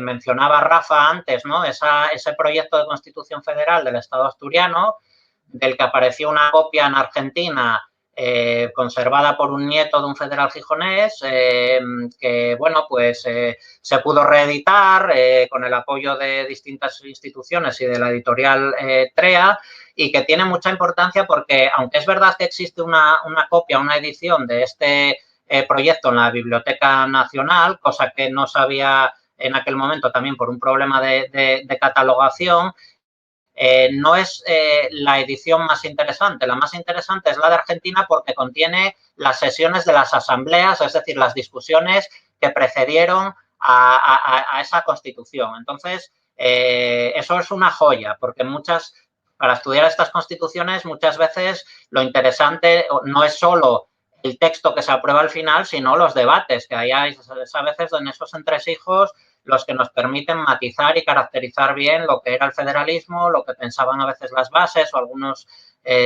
militantes o dirigentes. Bueno, entonces, esa sería otra gran aportación de Asturias, pues igual que otras regiones hicieron sus proyectos de constitución, para hablar del republicanismo en el conjunto de España. O como comentaba antes Rafa también, la presencia de las mujeres. Es decir, si quisiéramos hacer una historia de la participación femenina en política y en particular en el republicanismo, los mecanismos de participación y demás, en Asturias desde luego hay unos testimonios muy provechosos, algunos muy antiguos. Tenemos ya en el periodo isabelino a suscriptoras de prensa republicana que podemos localizar gracias al correo administrativo. Fijaos, aquí tengo un periódico, como no sé si se está viendo y oyendo del todo bien, pero bueno, periódicos que se editaban en Madrid y en otros lugares de España circulaban por todas las regiones, en particular los de Madrid, Barcelona y demás, y en los periódicos hay una sección que suele pasar inadvertida, que es el correo administrativo. Suele estar en la última página o en la cuarta plana y es un listado de comunicaciones con suscriptores, de gente que recibe el periódico les informa que ya se envió el paquete o los ejemplares o que se queda confirmada la suscripción, este tipo de cosas. Y aquí, aparte de detectar, por ejemplo, la distribución de un periódico en distintos concejos asturianos, nos podemos encontrar algún nombre de mujer. Y esto es, desde luego, en algunas épocas en las que apenas hay fuentes, pues es un tesoro encontrar este tipo de testimonios. Tenemos mujeres también en 1869 en Gijón, pateándose las calles de la villa, haciendo campaña por las candidaturas republicanas. Y luego, años después, en fin, pues las vemos en los actos civiles, en suscripciones con distintas finalidades, incluyendo el apoyo a los presos y a emigrados republicanos. Tenemos a Rosario de Acuña viviendo en Gijón en la última época de su vida. En fin, tenemos agrupaciones femeninas republicanas anticlericales como una que hubo en el barrio del Natahoyo, en Gijón, muchas ligazones también con el republicanismo federal. Y bueno, digamos que todos estos mimbres, unidos a los que pudieran aportar otras regiones, pues configuran una imagen de las españolas republicanas del siglo XIX, en fin, que es muy laborioso de reconstruir, pero que todas las regiones tienen, en fin, sus aportaciones destacables. Otro punto de los 4 que mencionaba, que voy a mencionar también brevemente, lo que podríamos llamar actuaciones municipales. Es decir, muchas veces lo relevante en el republicanismo no es tanto el tener o no diputados, que al fin y al cabo, pues muchas veces no es muy fiable del respaldo popular que podía tener el republicanismo. O sea, no es un indicativo muy fiable, hay que tener en cuenta el caciquismo, el encasillado y otra serie de prácticas a las que no fueron ajenas también muchos republicanos. Pero a escala local esto es diferente. Las elecciones municipales sí que muchas veces reflejan esos apoyos más claramente y muchas veces el municipio es al fin y al cabo el horizonte, digamos, más inmediato para impulsar iniciativas, proyectos y demás. Hay autores que han explicado muy bien esto, por ejemplo, Ángel Duarte, que habla pues de ese horizonte municipal para determinadas realizaciones. Y si nos vamos a Asturias, pues, por ejemplo, yo destacaría el caso de Oviedo. El caso de Oviedo es muy singular porque la imagen que domina de Oviedo es el Oviedo conservador, clerical, de Vetusta, en fin, de la regenta y demás. Pero luego resulta que investigamos a fondo, nos vamos a la prensa y a los libros de acuerdos municipales y resulta que es un ayuntamiento en el que hubo mayorías republicanas durante muchísimos años, incluso en los periodos más adversos de la Restauración. En esos momentos en que estaban las candidaturas de la Unión Democrática que mencionaba antes, las mayorías, vamos, los republicanos arrasan. Otra cosa es cuál era el margen de actuación del republicanismo, digamos, desde las instituciones, los ayuntamientos, en esta época. Ese es otro debate, porque, claro, el alcalde era de real orden, es decir, no era nombrado por los concejales porque habría salido un alcalde republicano, pero bueno, en las votaciones era una presencia que molestaba y que podía dar lugar a votaciones simbólicas muy interesantes, por ejemplo, tendentes a la secularización municipal, a votar en contra de la presencia de concejales en actos religiosos, por ejemplo, este tipo de cosas, pues son interesantes. O en Gijón, donde por otro lado tarda mucho en haber esas mayorías republicanas, pero incluso cuando eran minorías muy reducidas de republicanos, demócratas y gente que se movía un poco en esa órbita, pues hubo una votación en el año 74, por ejemplo, en contra de la construcción de una plaza de toros. Bueno, en contra, en fin, votaron 4 concejales en contra, pero con argumentos muy interesantes que no se pueden considerar republicanos puramente, pero sí que se correspondían con las ideas que tenían muchos republicanos respecto a la tauromaquia, por ejemplo, en esta época. Ahí, en Asturias, hablando de la implantación municipal del republicanismo, es interesante recordar que muchos concejos llegaron a tener, voy a enseñar a cámara un par de mapas que no sé qué tal se verán, pero bueno, hubo muchos concejos en los que llegaron a existir comités republicanos. Este mapa es del año 69, al menos de los que pude documentar, que es verdad que podrían haber sido más, y luego aquí había en el año 69 entre 30 y 40 comités locales del Partido Republicano Federal, que era el de aquella época. En el año 90, 89-90, ya con movimientos de Unión Republicana más fuertes y demás, se llegan a contabilizar hasta 60. Y se ve aquí también. Entonces, bueno, pues esa implantación del republicanismo en los concejos va a tener en el libro una herramienta interesante desde el punto de vista prosopográfico, es decir, muchas listas de nombres de gente que perteneció a los comités o a juntas directivas o que patrocinó iniciativas de distinto tipo y de los que hemos podido documentar sus inclinaciones republicanas, por lo menos en un momento de su vida. Entonces, bueno, si alguien profundiza en la historia local con acceso a documentación municipal de otro tipo y demás, pues es un dato importante saber las ideas políticas de determinados vecinos que la mayor parte de las veces en los archivos municipales difícilmente dejan rastro, ¿no? Esto, en fin, depende de los fondos que tengan los archivos, pero, por ejemplo, en un libro de actas del ayuntamiento no te dicen los concejales de qué partido son. Entonces, esto es interesante conocerlo.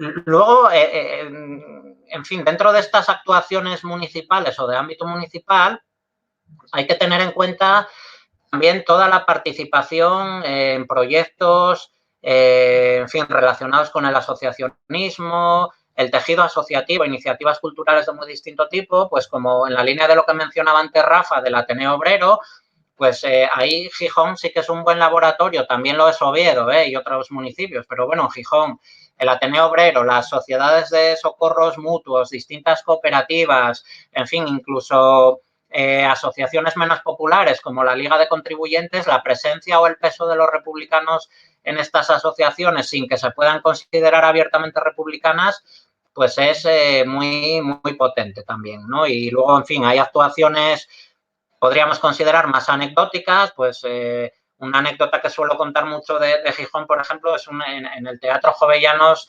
en una obra de teatro que se estaba representando y en un momento dado de la obra salen dos burros a escena, al escenario y empieza a sonar la marcha real. Entonces, bueno, esto es una crítica sutil o no tan sutil, según se quiera ver, a la monarquía, cuya explicación hay que buscar en quiénes eran los arrendatarios del teatro, la compañía de teatro, qué gente estaba detrás y demás. A veces es imposible rescatar todas las conexiones, pero nos bastan a veces algunas pistas para plantear hipótesis más que plausibles, ¿no?, sobre la presencia y las actuaciones y los proyectos de los republicanos y su presencia, digamos, en lo más inmediato en esta época, que era pues la vida local, ¿no? Que al final es mencionaba también Rafa antes la cuestión de los consumos.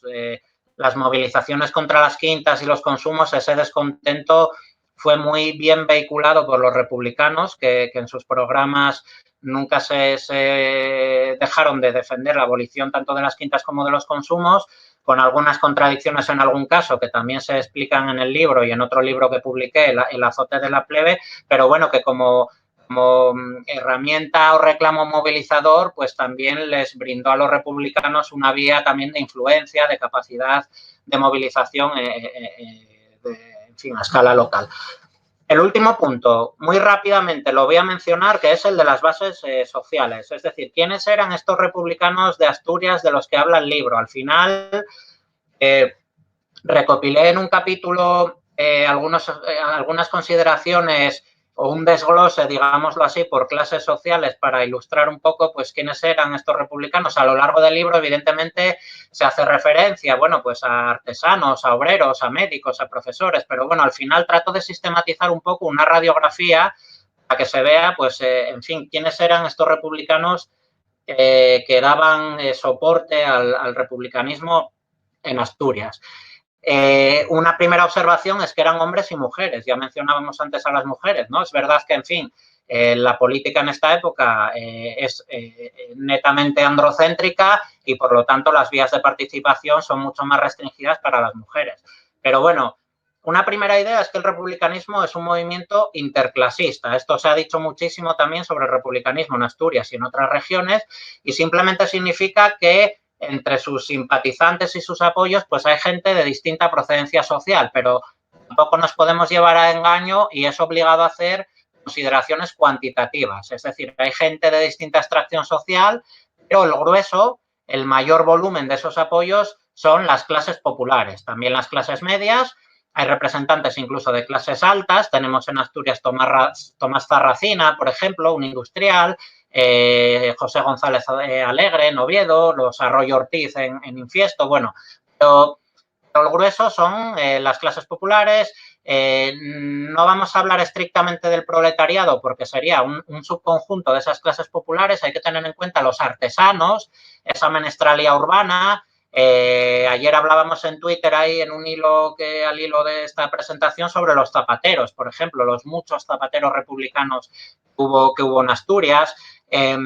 Podríamos hablar también dentro de las clases medias y profesionales liberales de los médicos como una categoría social donde el republicanismo tuvo mucho peso en Asturias. Hay anécdotas muy interesantes sobre médicos republicanos en Asturias, pues desde los tiempos de Isabel II tenemos el caso de Dionisio Cuesta Olay, por ejemplo, un médico que terminó en la cárcel por regalarles a sus amigos trajes garibaldinos, que esto es algo también, en fin, hablando de los símbolos y de la circulación transnacional de símbolos y de ideas, pues es muy revelador, es un testimonio muy interesante, pero bueno, a medida que pasan los años, el número de médicos de los que se puede documentar su republicanismo es cada vez mayor y también muchas veces digamos, su compromiso, por decirlo así. Hubo otro ejemplo que es muy revelador. Durante la visita de Alfonso XII a Asturias en el año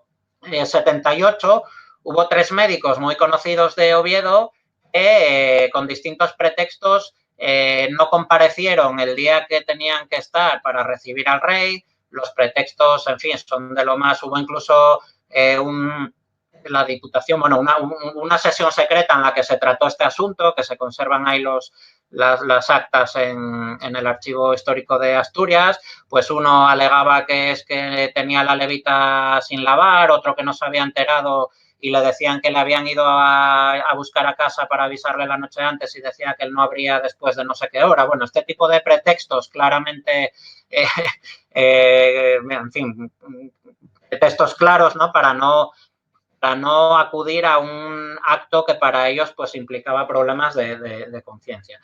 Profesores de instituto, maestros, profesores de universidad, los muy conocidos del grupo de Oviedo, muchos de ellos, Adolfo Posada, Builla, Altamira, en fin, pero también otros profesores que estuvieron de paso por Asturias sin ser asturianos y que tuvieron su importancia también en el movimiento demócrata y republicano en otras regiones. Tenemos, por ejemplo, Eduardo Ruiz Pons, personaje que dio clases en Oviedo también. Tenemos el caso de Higinio Arriaga, que estuvieron aquí pues hacia los años 50 aproximadamente, 50, 60.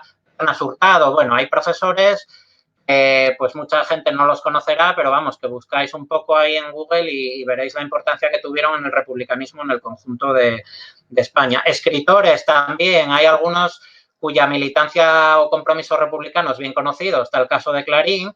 Hay otros de los que no se habla tanto de las ideas políticas. Está el caso de Palacio Valdés, Aramburu, Braulio Vigón, Pepín de Pría, que en su día además Rafa me pasó unas referencias muy valiosas de Pepín de Pría que yo en su día no conocía y que a saber si hubiera terminado dando con ellas o no, porque es verdad que al final, en fin, hay muchos personajes, digamos, cuya militancia pública, esto también lo examino ahí en el libro, no es conocida y a veces, en fin, conocer el republicanismo de republicanos que no querían ser públicamente conocidos como republicanos o que no querían significarse por sus ideas políticas, pues esto complica mucho la labor del historiador hoy en día. Entonces, nada, voy a dejarlo aquí, damos paso a las preguntas. Simplemente, bueno, por recapitular, en el libro hago entonces ese recorrido cronológico desde principios del siglo XIX hasta los años 90.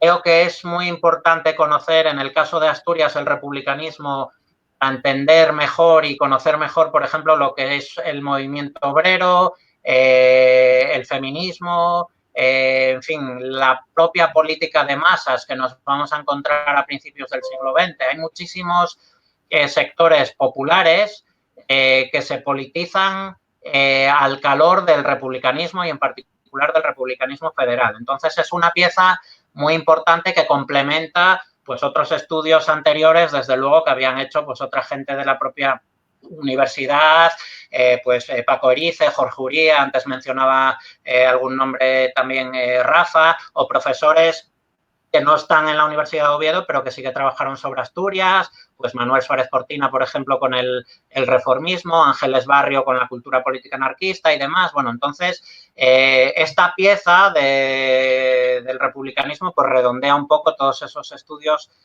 previos. Vamos a ver las preguntas. Escúcheme. Sí, a ver si... A ver si a mí se me oye. Yo oigote bien, ¿tú oyesme bien? Sí, yo a ti sí, lo que no sé si me está oyendo la gente bien. Sí, buenas. Oye, aprovecho para intervenir yo, que estoy ahí en escuro, pero estoy sintiendo. Tenemos días en truco, acabamos de pasárosles al teléfono o por internet a los dos. Vale, tienesles... Bueno, sí. Voy a mirar ahí. Sergio, tienes en WhatsApp ahora el teléfono. ¿A mí se me oye bien? Sí, sí. Vale, voy a mirarlas ahora. ¿Se me oye bien a mí? Sí, yo sí. Y hay que suponer que por YouTube también, ¿no? Sí, pero más... Vale, voy a... ¿quieres ir respondiendo tú primero, Rafa? ¿O cómo? ¿O voy mirando y respondo sobre la máquina? Pero dígote la primera. Sergio, la primera... Vale, me las vas a decir tú. Sí. Vale, entonces me olvido del móvil. Vale. Mira, la primera entruga hizo la Fran Molinero y quería saber si tú conoces, si puedes compartir con nosotros el término neo que suele usar el Clarín y suelen usar más autores para referirse a reaccionarios. ¿Cuál es el origen de ese término neo que ellos anecien y usen por demás en esos escritos contra la gente que ellos declaren como reaccionarios, ultramontanos, etcétera? Sí. A ver, bueno, eso no es una cuestión, digamos, privativa de Asturias, ¿eh? Eso ya es la primera idea importante, o sea, que es un concepto que se usa en general en España. Y esto pues tiene que ver también con las culturas, hablando antes de culturas políticas, cultural de esos sectores de la derecha que oscilaron entre el carlismo y el republicanismo. Neo, en realidad, es un apócope, no es que lo use solo Clarín, era una denominación muy común en la época. cuando se utiliza como apócope, yo creo que en general es con un sentido más despectivo, y sería la apócope de los neocatólicos. Es decir, dentro del Estado liberal, de la política liberal, la postura inicial de la Iglesia y de los sectores católicos afines era de rechazo a la participación. Ahí está el Syllabus, el Quanta Cura, bueno, la encíclica, bueno, la postura oficial de la Iglesia del liberalismo es pecado, de rechazo a la participación y demás. Y luego hay un momento en que hay un sector que se empieza a abrir a la participación en la política del Estado liberal, y el concepto de neos o de neocatólicos entraría ahí. Hay mucha gente que procedía del carlismo y que terminó en estas posturas, y en el caso de Asturias yo creo que es obligado mencionar a Alejandro Pidal, que en la prensa republicana muchas veces se le hace esa crítica a Alejandro Pidal, ¿no? El carlistón, es decir, incluso cuando ya no estaba en el carlismo se le criticaba por estar, bueno, dentro de los neos. También el carlismo es muy complejo, las distintas familias, bueno, y lo que representa pues el siglo futuro respecto a lo que representan otras ramas del carlismo y demás. Yo creo que además ahí yo no soy experto ya en esas cuestiones, pero si la duda era sobre la palabra o la denominación de neos, yo creo que con estas ideas... Y mira, ahora voy a juntar dos preguntas en una, porque coinciden. La primera hizo la Moisés Cima, que respondiste en parte cuando comentaste un poco la presencia territorial de los republicanismos, que llega algo que también entruga el periódico de Noreña, en qué concellos tenían más fuerza las tendencias fuertes republicanas, ¿no? Podríamos xuntar esa, pero parece interesante que en la respuesta incluyeras una cuestión que también entrugaba Moisés Cima. ¿Qué diferencia había en la distribución territorial respecto de lo rural y de lo urbano? Está claro que por darte un tiempo para pensar la respuesta, hay cosas que ya comentaste, ¿no? De la presencia fuerte pues en Sisión, en Ubieu, eso ya lo comentaste a lo largo de la charla, y es cierto, cuando enseñaste el mapa, que vimos que había concellos de Oriente y de Occidente, de algunos corresponden con villes, que son núcleos más poblados o con cuestiones características que a lo mejor no hay en concellos más rurales, pero es verdad que en ese mapa ya se ven concellos rurales. Y yo no sé si para ayudarte a esta respuesta, a esto de la diferencia entre rural y urbano, el caso de Sisión puede ser significativo, porque es verdad que muchas veces falamos de la presencia en la villa de Xovellanos, pero es cierto, no solo en nuestros estudios, también en los de Pamela Radcliffe, como en espacios como pueden ser barrios obreros en Natahoyo, pero también en pueblos, ¿no? Tremañes, la Abadía Cenero, siempre hubo una presencia republicana, ¿no? Presente ahí, y que pudiera valer eso de caso para el que entrucaba Moisés, ¿no? Esa diferencia entre lo rural y lo urbano dentro del republicanismo, y después, si además de Ubieu y Decisión, que ya comentaste, ¿qué núcleos a nivel territorial destacaríais como por continuidad, presencia o número como importantes dentro de Asturias, ¿no? A nivel de la presencia republicana? Sí, a ver, es difícil, esto es difícil de resumir, porque yo creo que también según el momento, la presencia en los concejos puede ser incluso intermitente, o puede haber una presencia de comités que realmente aparente más fuerza de lo que realmente era el republicanismo en esa zona. O sea, un comité pueden ser un grupo de amigos republicanos que constituyen el comité sin tener, en fin, gran influencia cultural en su entorno. También es verdad que mi hipótesis es que esto era más bien raro precisamente por la fuerte presión social que existía en entornos rurales hacia lo que se consideraban ideas heterodoxas. Es decir, si hay 2 o 3 o 4 personas, lo normal, yo creo, mi hipótesis es que según también el entorno en el que se desarrollasen, llevasen sus ideas con bastante discreción. Pero bueno, dicho esto, desde luego destacan Oviedo y Gijón. Está también el caso de Avilés. Hay un núcleo importante en Navia, en Luarca, desde luego las cuencas mineras, La Felguera, Langreo, Mieres, también había núcleos muy activos. Hay casos como el del concejo de Lena, donde, en fin, tradicionalmente se tiene la percepción también de peso de ideas conservadoras, incluso del carlismo en determinados momentos, y allí sí que hay, bueno, pues esto que antes comentaba, quizás cuantitativamente no se puede decir, desde luego, que fuera un concejo republicano, pero digamos que hay un grupo muy dinámico y muy activo. Es donde opera esa partida republicana en 1880 y es donde hay una familia, los Rodríguez Vigil, con mucha actividad, que dominan los comités republicanos hasta el cambio de siglo, incluso a principios del siglo XX siguen apareciendo ahí Antonio Rodríguez Vigil, Tomás Rodríguez Vigil, bueno, una familia que tuvo mucho peso en el republicanismo lenense. En la parte oriental yo destacaría Infiesto. Vamos, Infiesto, en Piloña, el concejo en general, pero en Infiesto había un núcleo muy activo.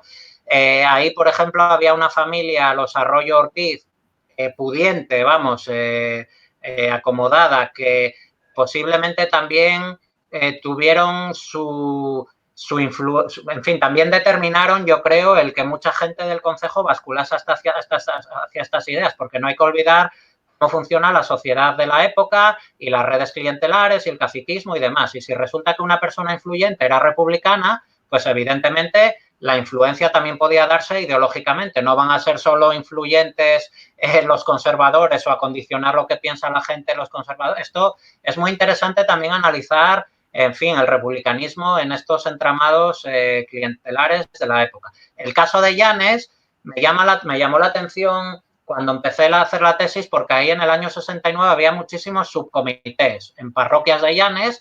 Luego hay un núcleo que evidentemente sigue operativo, pero que parece que luego no tiene tanta fuerza como en el sexenio. Pero de todas maneras, lo ideal sería, bueno, cotejar un poco lo que yo cuento en el libro con lo que luego ocurre a lo largo del primer tercio del siglo XX, que es un estudio que está sin hacer, ¿no? Detalladamente. Ahora con las hemerotecas y la digitalización es más fácil además rastrear los comités, a diferencia de cuando yo reuní buena parte de la documentación. Y luego, la última reflexión, yo creo que es más interesante, que habría que hacer, es que yo creo que a veces percibimos una disociación entre lo urbano y lo rural que a lo mejor en la época no era tan fuerte como podríamos pensar. Rafa apuntaba ahora alguna idea importante. Hay veces que hay comités que están en barrios, realmente eran zonas, podríamos considerar casi periurbanas, ¿no? O barrios que no estaban conectados con el núcleo propiamente urbano. A veces barrios obreros o a veces parroquias rurales directamente, y tenían sus comités republicanos. Esto es una primera idea interesante. No hay que olvidar que la gente de los entornos rurales iba y venía a las ciudades, en fin, hablando de los consumos, ahí estaban los fielatos, ¿no? Como el lugar donde tenían que declarar los productos que traían del campo, pero sobre todo hay que subrayar una idea importante en las Asturias del siglo XIX, que es la figura del obrero mixto. O sea, hay que tener en cuenta que en muchas zonas, vamos a pensar en las cuencas mineras, Ciges Aparicio, por ejemplo, pues en algunas de sus obras hace referencia a esto. Pensad en alguien que durante una época del año trabaja en las fábricas o en las minas o lo que sea, pero en otra época trabaja en actividades agrarias. Es como una especie de bisagra. El obrero mixto, pensando en fin, en el tema de investigación que trabajé, el republicanismo y demás, yo siempre lo percibí al final como una bisagra que permite la difusión de ideas de lo urbano a lo rural. Al final no son dos ámbitos, digamos, estancos, y que se ve claramente pues en algunas figuras que ya en el sexenio van a dar mítines a parroquias puramente rurales o en entornos festivos rurales, o que distribuyen folletos en zonas rurales, en fin, este tipo hay veces, por ejemplo, en el sexenio de La Felguera se hizo una petición de un manifiesto del Partido Federal de aquella época de 1000 ejemplares. 1000 ejemplares que seguramente no circularon solo en La Felguera, sino que se difundieron a otros ámbitos. En Galicia, por ejemplo, Ramón Pérez Costales, aunque estuviera en Galicia, era asturiano, escribió un folleto, La verdad a las aldeas, concebido para difundir el ideario republicano precisamente entre la gente del campo, de las zonas rurales y demás. Y es un libro que se editó en Galicia, pero que también se vendió y se difundió en Asturias. Entonces, mi idea es que en los ámbitos rurales, en algunos ámbitos rurales asturianos, hubo difusión e implantación del republicanismo y además es algo sobre lo que me gustaría hacer un artículo algún día porque fui recopilando testimonios muy reveladores sobre esto. Y bueno, esa idea no solo de que hubo republicanismo, sino de que no estaba, en fin, tan dividido lo rural y lo urbano. Incluso hay capitales de concejos que en el siglo XIX, en fin, se pueden considerar urbanos. Al final tienen una conexión con lo rural muy fuerte, ¿no? No sé si con esto respondí. La verdad, Sergio, que esto que comentes ahora, que estabais apuntando ahora, yo creo que sí iba a dar a un discutinio bien fondo. Recuerdo aquel libro de Raymond Williams, El campo y la ciudad, esas imágenes, esas representaciones y también ese aspecto material de esa relación entre los distintos núcleos, que era algo que tiene continuidad también en el primer tercio del siglo XX. Bueno, yo creo que daría para mucho, que el discutir ahí está abierto, creo que todavía hay mucho que investigar y mucho que decir, pero no me voy a alargar más de la cuenta por el tiempo que lleve, pero digo, anuncio, ¿no? Que esto en realidad sí podía ser un escenario de debate alrededor de esta cuestión, esa relación campo-ciudad, campo-villa, ¿no? Pueblos, villas, pueblos, ciudades. Creo que da para mucho todavía en Asturias, creo que no se escribió abondo, pero voy a seguir con los entrugues y por el tiempo que lleve, a lo mejor pediría a la organización si nos puede dar un dato de cuánto nos podíamos alargar, porque claro, hay dos entrugues, una y de Fernando González de Álvaro, que pide más datos, si puedes contarnos de algo más de la partida republicana cheniza, pero claro, y después hay otra entruga que fue primero, disculpa, David Fernández Blanco, David entrugaba cómo se llega hacia ese proyecto de constitución federal del Estado asturiano, ¿no? ¿Cuál es el proceso previo? Claro, yo para los dos entrugues pediríate, Sergio, porque después tienes una más complicada, pediríate pues un poco síntesis, porque recuerdo a los oyentes que Sergio tiene estas dos monografías, una la del estudio introductorio a ese proyecto de Constitución Federal y otra sediciosos y románticos, donde Sergio fala mucho de esas insurrecciones armadas, de las que también, como él bien comentaba, trata en el pueblo de escena. Y entonces, a lo mejor, en estas dos preguntas, la de David Fernández Blanco, de cómo se llega a ese proyecto, pues un par de pingarates, y en la de Fernando también, de algún dato más, pero sabiendo que estos libros en concreto, pues en el caso del proyecto, están en las bibliotecas, o sea, y el pueblo de escena llegará a las bibliotecas públicas, que digamos que, bueno, por introducir a la gente que está escuchando, pues de alguna cosina más, pero sin extenderte mucho, porque hay todavía entrugues, ¿vale? Rafa, una cosina nada más de orden. Por nos, yo creo que de tiempo vamos muy bien. Estamos todo el tiempo entre unos 40 o 50 personas conectadas que están participando. Si por vos las obligaciones familiares y personales van bien, yo creo que podemos dar ahí un cuartín de hora más si lo veis bien. Y vale, perfecto. Deixo-voslo un poquillín vale. como queráis. Muy bien. Pues Sergio, cuando quieras. Vale. Rafa, a mí se me está oyendo bien, ¿no? Sí. Y es que llevo con la bola roja ahí desde que empecé y no sabes lo que me distrae. Mira, ahora se puso amarilla, parece que me oyó. A ver. Sí, voy a ser muy breve, sí, porque además, vamos a ver, de la partida de Elena voy a hacer una ultrasíntesis, pero sí que voy a remitir al libro que menciona Rafael y luego una comunicación que presenté en un congreso que sí que la tengo colgada ahí en la página de academia.edu. Está el texto entero y que hace un recorrido por todos los acontecimientos, aunque es verdad que en el libro incorporo datos nuevos, pero bueno, la partida al final fue una aventura, entre comillas, que duró 3 o 4 días. Los federales que se levantan al grito de Viva la República, bueno, están por una serie de pueblos del concejo de Lena, no fue estrictamente Pola de Lena, porque además luego pasaron a Quirós, en Bárcena de Quirós, y se movieron por la zona, por las montañas. Y bueno, ahí la idea, yo creo, la idea clave es que aunque fuera una partida de entre 20 o 40 personas, según las fuentes, la idea clave es que se perseguía sumar a más gente al levantamiento. Y esto se detecta muy bien en dos hechos que no fueron casualidad. Por un lado, era la época en que se producía, en que se verificaba el sorteo de los quintos. Entonces había muchos mozos descontentos con el servicio militar que digamos que eran un público, en fin, muy apetecible para atraer al movimiento, además con una paga que se daba al día a quienes se sumaran al movimiento.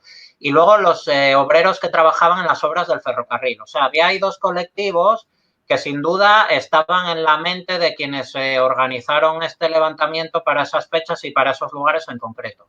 Y luego, en fin, pues una vez que la Guardia Civil y los carabineros y demás empezaron a perseguirlos, pues al final se dispersaron, hubo también un conflicto interno, al parecer, entre los cabecillas y quienes les secundaron. Hubo, pues en fin, el cabecilla tuvo que vadear un río, dormir de noche ahí a la fresca, se puso malo. Por eso decía que era muy novelesca la historia. Al final, cuando se dispersan los integrantes de esta partida, hay un goteo de detenciones en Asturias, en León, en San Sebastián, en la frontera de Portugal, de gente que va siendo detenida. La mayoría acaban en la cárcel de Oviedo, pero no todos. Y bueno, el caso de Valeriano Díaz Vigil, que era el cabecilla, consigue fugarse de la cárcel de Oviedo, como decía, y emigrar a Francia. Y yo remitiría a este capítulo que tengo ahí en academia.edu y al hilo que hice ahí en Twitter, que hago una recopilación, porque además es muy interesante que en los últimos meses me llegó un correo de una francesa, de una señora que es descendiente de este personaje, de Valeriano Díaz Vigil, y me hacía algunas preguntas, me facilitó también información sobre todo genealógica o de dónde estaba localizado este vecino de Lena en los años siguientes. La otra pregunta del proyecto de constitución del Estado federal asturiano,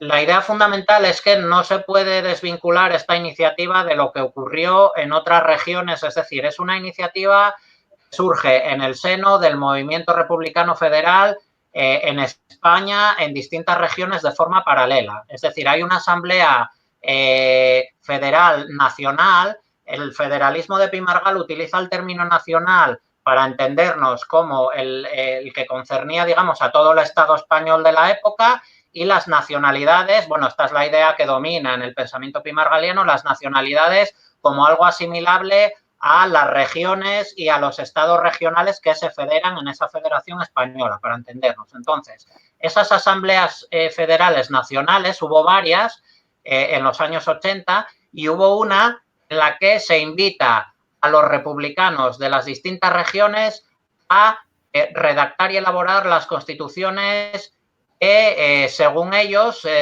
deberían regirles como estados constitutivos de esa federación española. Por eso no es casualidad que sea en el año 83 cuando empiezan a presentarse. Hay un goteo de varias constituciones, alguna se va al año 84, 85 porque se tarda un poco más, y luego en el año 88 hay otra asamblea federal en Madrid, es donde se presentan los proyectos de constitución de distintas regiones, no de todas, porque alguna no llegó a tiempo, hay algunas que son más tardíos y demás, pero bueno, de las que estaban elaboradas en ese momento, se discuten en esa asamblea de Madrid y reciben también el beneplácito de los delegados en esta asamblea. Yo creo que esto es una idea muy interesante, es decir, tenemos un proyecto en Asturias cuyo borrador escribe Eladio Carreño, un médico de Gijón, nacido en Avilés, pero desarrolla su vida política y profesional en Gijón, pero no es un proyecto, es decir, no es la constitución de Eladio Carreño, es un proyecto que se presenta primero en una asamblea regional, es decir, con delegados de todos los federales asturianos, y que a la vez en el año 88 recibe el beneplácito o la sanción de una Asamblea Nacional donde hay representantes, delegados federales de las distintas regiones. Esto es importante porque, claro, no es un texto que escriba un médico, esto, en fin, digamos que representaba una suma de voluntades populares importante, ¿no? De la militancia a través de sus delegados. O sea, al final es un texto que digamos que tiene su representatividad siempre dentro del organigrama y del universo federal. Esto es importante tenerlo en cuenta. Pero también tengo un artículo ahí en la página esta de academia.edu sobre esas constituciones que se elaboran en los años 80, que además es un artículo no muy largo, y yo creo que a quien le interesa la Constitución que enseñó Rafa en el prólogo y demás, porque además luego con el tiempo, claro, fui recabando también otros testimonios y amueblando mejor las ideas. Claro, si ahora tuviera la ocasión de completar ese prólogo que le hice en su día, que fue cuando apareció el texto y fue todo un poco precipitado, pues estaría mucho mejor. Yo creo que lo fundamental de estos proyectos constitucionales hizo un esfuerzo de localizar otros textos constitucionales y comparar lo que se decía respecto a determinadas cuestiones, porque al final, como no es algo que haya surgido de manera aislada y exclusiva solo en Asturias, pues, no se puede examinar de manera aislada. Es decir, hay que cotejarlo con otros textos, ver un poco similitudes, diferencias y demás. Yo creo que con esto, Rafa, no sé. Yo creo que bien. A ver, hay preguntas muy concretas y otras que hay un par de ellas que yo creo que son más amplias. Y entonces, la primera, si quieres, respóndola yo, porque Rebalbu quería saber cómo se llama la gata. La gata llámase Olimpia, la gata de Sergio. La gata se llama Olimpia como opción de nombre también muy ideológico. Eso ya que lo busque Rebalbu, dónde puede venir la perspectiva ideológica, ¿no? Jorge Gómez pregunta si había republicanismo en Trubia y si tenía relación con los trabajadores de la fábrica de armas de Trubia. ¿Contesto ya? Sí, esta responde ya. ¿O la vas a contestar tú? Que no sé si... No, tú. No, a ver, brevemente, en Trubia había un núcleo republicano muy importante. Sí que documenté que en los armeros, en los trabajadores de la fábrica de armas, el republicanismo tenía una fuerza importante. Hay algún testimonio muy revelador de elecciones en esas parroquias.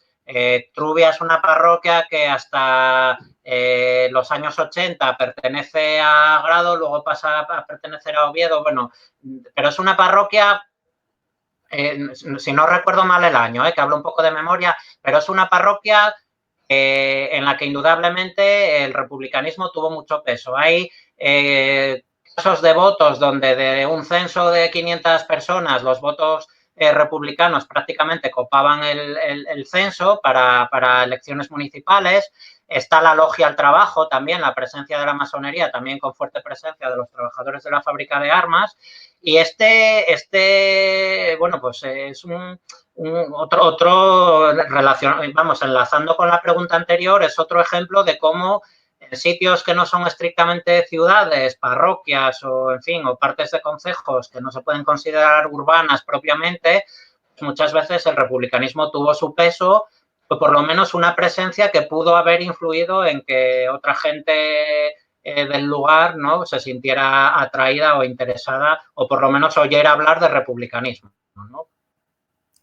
Mira, hay otra en Druga así local que lleve nele respecto al republicanismo en Llangreo, que en el mapa hay 2 puntos y que él entonces que entiende que un debe ser Pasama y otro para Felguera. Y claro, esto lleva un comentario que si sabes de qué pueblo o distritos llenen los miembros de esos comités y la evolución de ellos, si siempre se mantuvieron o si siempre hubo una continuidad respecto del republicanismo o fue como en otros casos que hubo gente, pues eso, que del republicanismo federal pasó para el anarquismo o pasó para el socialismo.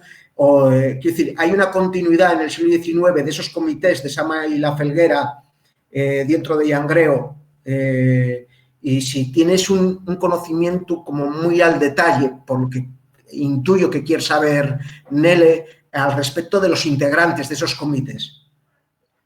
Ahí en el caso, bueno, evidentemente si hay 2 puntos es por eso, o sea, que a veces aparece definido como comité de la Felguera o como comité de Sama, de manera también coetánea, es decir, pueden perfectamente haber 2 comités.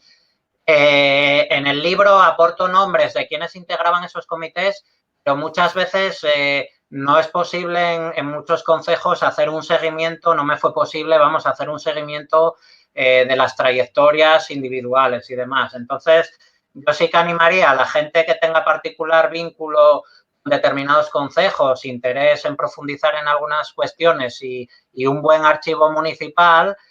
Cuando presentamos el libro en el RIDEA en enero, por ejemplo, había un vecino de Villaviciosa que sí que me comentó que, bueno, que le había interesado mucho el libro y que con los datos, con esos mimbres de las referencias que había Villaviciosa en la tesis, estaban mirando en el archivo municipal y ampliando el tema, digamos. Claro, es imposible abarcarlo todo.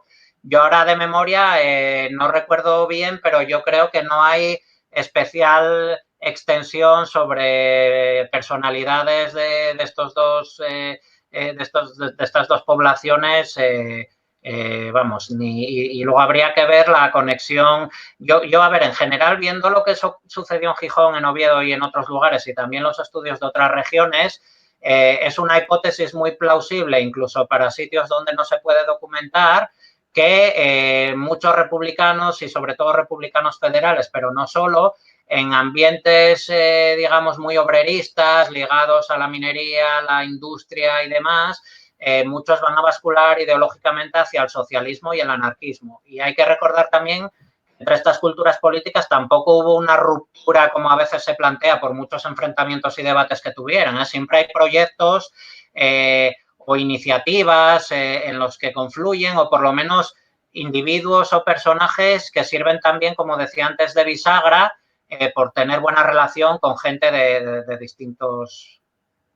distintas extracciones ideológicas. Mira, Sergio, hay una entruga que yo creo que, bueno, que voy a darte unos minutos para pensar y respondo yo a Andrea, que tenía otra, y véome como muy fuerte esta tarde, gracias a ti, y capacitado para responder a Andrea. Entrugaba ya que ¿qué queda del republicanismo histórico del republicanismo actual? Y en tanto, voy a darte un tiempo para que pienses la respuesta, que no me parece fácil. Y entonces, Andrea, no sé si perdió la introducción, pero vuelvo a poner aquí estos 2 libros de Sergio Sánchez Collantes, Demócratas de antaño, centrado en Sisión, El pueblo a escena. En ellos y donde vas a topar referencias del republicanismo decimonónico en Sisión, en Demócratas de antaño y en El pueblo a escena. Ya veo que te interesa la cuestión del Natahoyo, porque lo pusiste en la entruga, Andrea. Yo creo que para el siglo XX creo que hay dos trabajos, en realidad, bueno, más, ¿no? Diría el libro de Pamela Radcliffe, que toca el primer tercio del siglo XX, ¿no? El Sisión, de la movilización a la guerra civil. Ahí toca también pues esa parte rural. Tremañes sale mucho en ese libro, el Natahoyo, la calzada, y fala, claro, no solo del movimiento obrero, también del republicanismo. Después hay un libro de la guerra de una profesora australiana, pero descendiente de asturianos, que se titula La retaguardia nos pertenece, que publicó el Concello de Sisión. Ahí hay pues mujeres socialistas, pero también les hay republicanes, son de los años de la guerra. Y después también yo creo que un libro fundamental para la relación entre mujeres y republicanismos, y la tesis de Sonia García Galán, que publicó con Trave y está dedicada a la cuestión pues de los sufragistas, de los feminismos. Y entonces, bueno, en la página de Trave pues puedes ver el trabajo de Sonia García Galán alrededor de la cuestión de mujer en el siglo XX, ¿no? Que también tiene otra monografía publicada con la editorial Carreca. Y bueno, después de estos 2 minutos de responder yo a Andrea como comodín de Sergio, pues si puede responder a Ian, porque después viene otra, no sé si también, yo creo que bastante difícil, de Xiel Cuesta. Entonces, bueno, primero la de Ian, por favor. O sea, la pregunta era ¿qué queda del republicanismo histórico? Sí, El actual. en el actual. Yo creo que, a ver, esto daría para un ensayo, ¿eh? Y quiero decir, seguramente lo que responda ahora que me viene a la cabeza, si lo pensara más reposadamente, lo podría enriquecer con muchas más ideas. Pero yo mi respuesta breve sería que del republicanismo histórico en el actual queda más bien poco. Entendiendo por republicanismo histórico, sobre todo el del 19. Este es un concepto también un poco cambiante. Tradicionalmente, republicanismo histórico se entiende el del 19 sobre todo. De hecho, hay un trabajo de Manuel Suárez Cortina, dentro de las obras y de la bibliografía de cabecera también, que habla de la quiebra del republicanismo histórico para referirse al republicanismo de principios del siglo XX, es decir, que se produce una quiebra de ese republicanismo histórico. Pero luego en la Segunda República también hay republicanos que ven como republicanismo histórico todo el republicanismo anterior, es decir, englobando también el primer tercio del 20. En cualquier caso, tanto si entendemos por republicanismo histórico una horquilla o la otra, yo creo que queda más bien poco, porque yo creo que el republicanismo actual, generalizando un poco, se siente sobre todo heredero de la Segunda República. Puede sonar paradójico, ¿eh? No se entendería sin el republicanismo histórico, y hay conexiones muy claras, no solo en trayectorias individuales de gente que vive esa república y que había militado y participado en el republicanismo anteriormente, sino en cuestiones simbólicas, es decir, la bandera tricolor, por ejemplo, no sale de la nada, no se la inventan en el año 31, y por mucho que se suele decir que en la Primera República la bandera oficial no fue la tricolor, que es cierto, la tricolor sí que se usaba en tiempos de la Primera República y del sexenio, en movilizaciones y demás. Lo que es verdad es que en esa época no se consideraba, digamos, excluyente, y de hecho hay manifestaciones y actos republicanos desde el sexenio en el que hay banderas tricolores, banderas rojigualdas. También es verdad que sin símbolos monárquicos, que esto puede parecer una tontería, pero tampoco vamos quien entienda de vexicología, tampoco vamos a limitar la bandera a los colores, es decir, o sea, quitarle a una bandera rojigualda la corona, el símbolo monárquico, en fin, ya es un cambio bastante importante porque está resignificando esa bandera, ¿no? Pero bueno, para no irme por las ramas, hay una conexión entre entre la Segunda República, digamos, y el republicanismo actual y el republicanismo histórico. Muchas veces tiene que ver con esto que mencionaba al principio también, o sea, los estudios y las investigaciones que hay sobre el republicanismo histórico, sobre el republicanismo del 19, por ejemplo, parece que no llegan al gran público, o que se limita a pensar que en el siglo XIX el republicanismo fue la Primera República, que como duró 11 meses, pues en fin, no tiene relevancia y lo importante es la segunda. Sería muy interesante el republicanismo actual bebiera de la tradición republicana en un sentido amplio y que no se limitase a las experiencias de gobierno. Porque, claro, ahí nos podríamos encontrar en un caudal de referentes simbólicos en fin, inabarcable. Es muy interesante cómo incluso para a escala local, para las autoridades franquistas en los inicios después de la Guerra Civil, en los inicios del régimen, cuando se impulsa esa resignificación de los callejeros urbanos, eliminando nombres de todo lo que remitía a la República, a la tradición republicana y demás, es muy revelador cómo a veces hay nombres de personajes del republicanismo histórico que sobreviven precisamente por la ignorancia de las nuevas autoridades. Y tenemos en Gijón un ejemplo muy claro con la calle de Eladio Carreño. No se olvidaron de Rosario de Acuña, evidentemente, y de otros personajes de renombre, ¿no? Pero lo que quiero decir con esto es que parece que ya incluso en los años 30 hay una parte de esa tradición republicana que se va olvidando, ¿no? Que va quedando olvidada, y desde luego, pues cuando estamos ya en la transición y en la España actual, pues doblemente. Esto es un poco triste desde el punto de vista del movimiento republicano actual, que no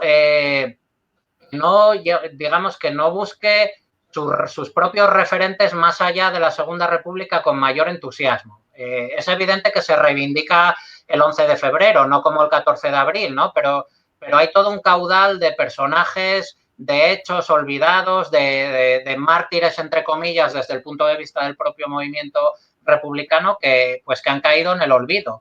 Y es evidente que, teniendo en cuenta cómo se desarrolló la transición en España, pues es esperable que no haya homenajes oficiales a muchos pioneros de la lucha por la democracia en España en el siglo XIX o en el primer tercio del XX por sus simpatías o inclinaciones republicanas, porque, bueno, el pacto de la transición al final es lo republicano es tabú, ¿no? Pero esto es esperable desde el punto de vista oficial, pero no es esperable en las organizaciones que se reivindican hoy en día republicanas.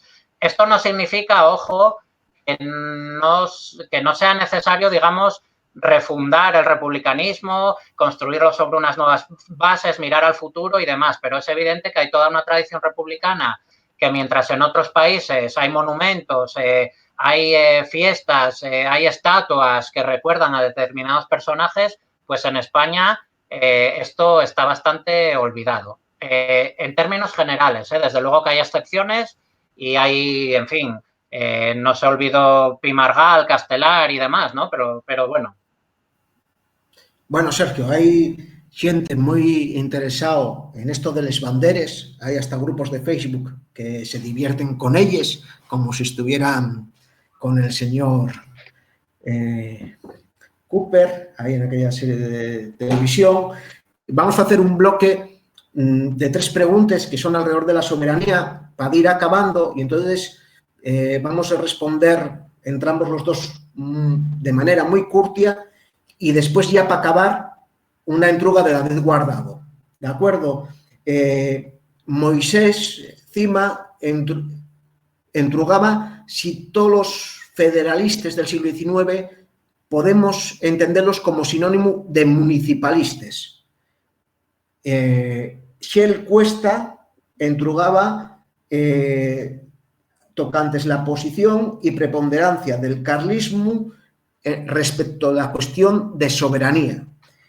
Y Jan entrugábame a mí, para darte tiempo a ti ahora, y entonces respondo yo a Jan, si podíamos identificar, o si yo identificaba a José García Peláez, más conocido como Pepín de Pría, como el primer representante de la izquierda soberanista.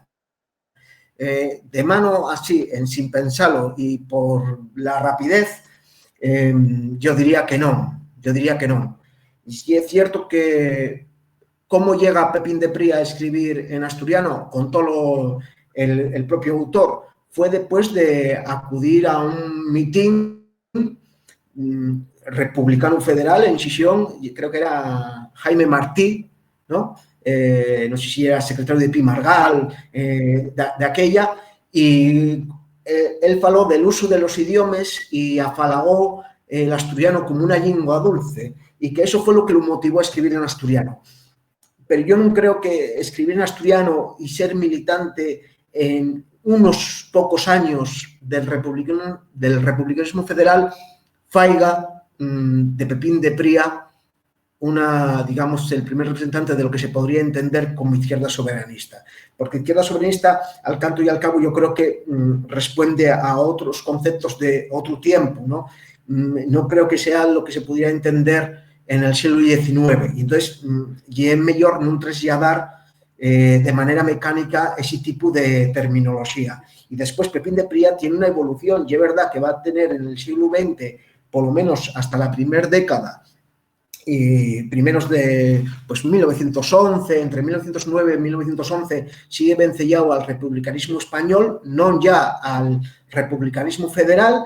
Él ya es redactor del Publicador y suele colaborar con periódicos de los que se llamaban liberales de aquella, pero bueno, él muere en los años 20 y en los años 20, cuando se publica un libro de poesías de él, los que ponen perres, ¿no?, son xente, digamos, de la aristocracia y de la burguesía conservadora. Y no creo que si Pepín de Pría siguiera siendo militante republicano federal o republicano de izquierdes, ese tipo de personas y personalidades aristocráticas y burgueses fueran poner perres para publicar las poesías de José García Peláez, ¿no? Y bueno, dándote tiempo para esos otros dos, pues eso, ¿son municipalistas o no los federalistas del siglo XIX? Era lo de sinónimo de municipalista, no entendí bien la de carlismo y soberanía, ¿esa cómo era? Que no la... Sí, bueno, vete respondiendo la de Moisés y repítote la de Shell Cuesta. Vale. Vale, a ver, yo respecto a... bueno, sinónimo de municipalismo, yo diría que, a ver, para el federalismo del siglo XIX y en particular el pimargaliano, el municipio es una pieza fundamental.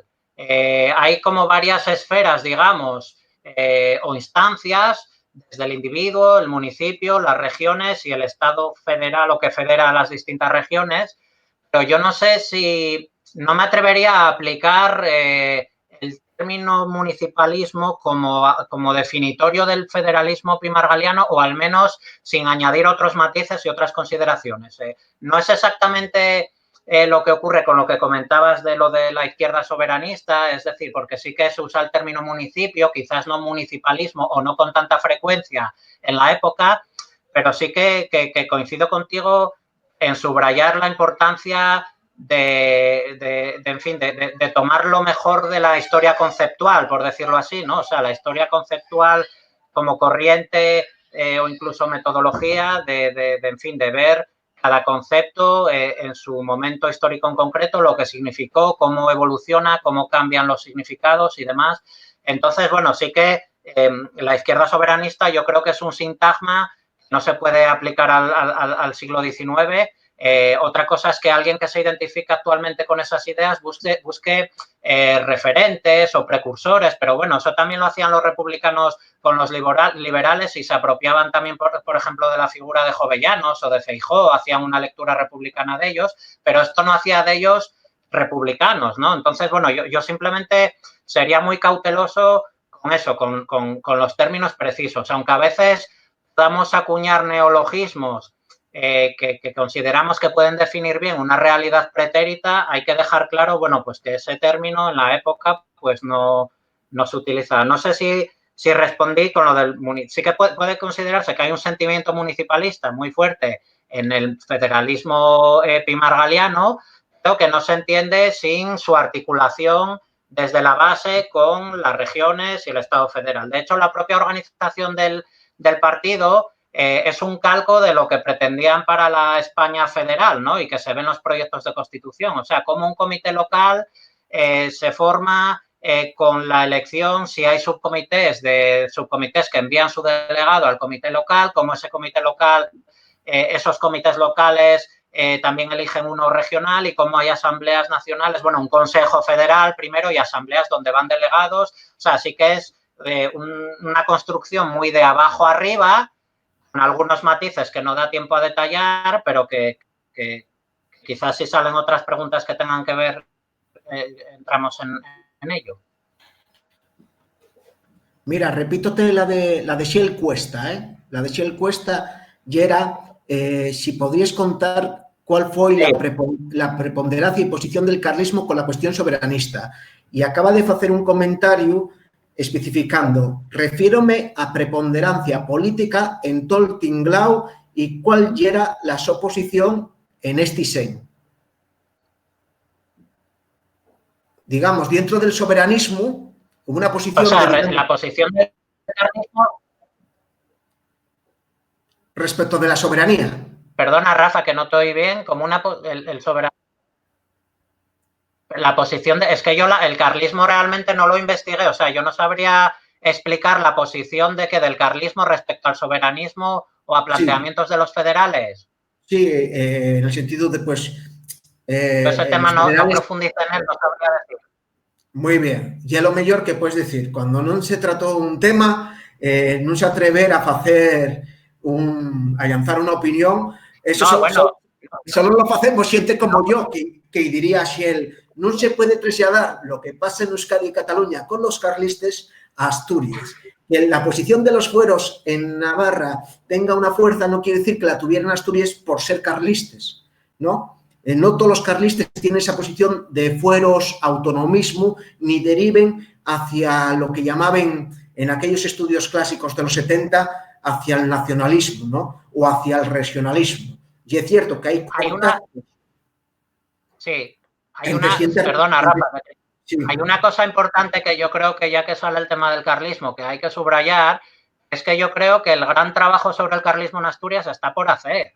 O sea, es que no está hecho. Una buena tesis sobre el carlismo en Asturias, aunque sea solo el del siglo XIX, que luego el del primer tercio del XX sería otro cantar, pero que yo creo que es un trabajo que está sin hacer y es fundamental que se haga. Bueno, Xiel, acabo de ver el tu comentario pidiendo perdón, non tienes por qué pedir perdón por facer esa entruga. Sergio Lle, conocedor del siglo XIX, y claro que coincidió con cuestiones del carlismo, porque de hecho en el pueblo de escena puedo asegurarte, Xiel, que él comenta muchas veces cuestiones con las que tropieza tocante en el carlismo y hasta, de hecho, hasta de alguna alianza contra natura, ¿no? Entre carlistas y republicanos. Aparece ahí en el pueblo de escena, que muchas veces pensamos que también son movimientos que no tienen gota que ver, porque unos son monárquicos y otros republicanos, pero muchas veces danse este tipo de alianzas como, bueno, como poco rares, ¿no? Y entonces, Xiel, insisto, non tienes que pedir perdón, al canto y al cabo estamos hablando del siglo XIX, aunque centrados en el republicanismo, que ya es lo que estudia Sergio, y non pasa nada. De hecho, lo que sentimos a lo mejor, Sergio y yo, y en un poder responderte en condiciones porque no tenemos esa información. Entonces, en ese sentido, pues bien llegada la entruga y pedimos de comprensión por lo que no te pudimos responder. Y ya para acabar, de verdad, muchísimas gracias a la Llegra, muchísimas gracias a toda la gente que hizo comentarios, que estuvisteis escuchando a Sergio.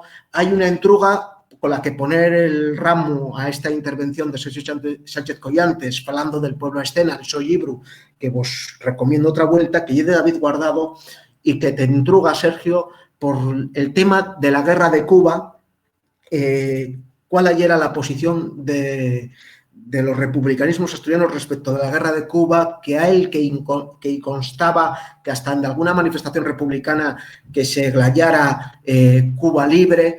Y entonces, bueno, ¿cuál era esa posición respecto de Cuba y también de otras colonias, si lo sabes, que podía darse en el republicanismo asturiano? Porque para detrás todos sabemos esa relación tan fuerte y tan estrecha en el caso de Cuba con Asturias, ¿no?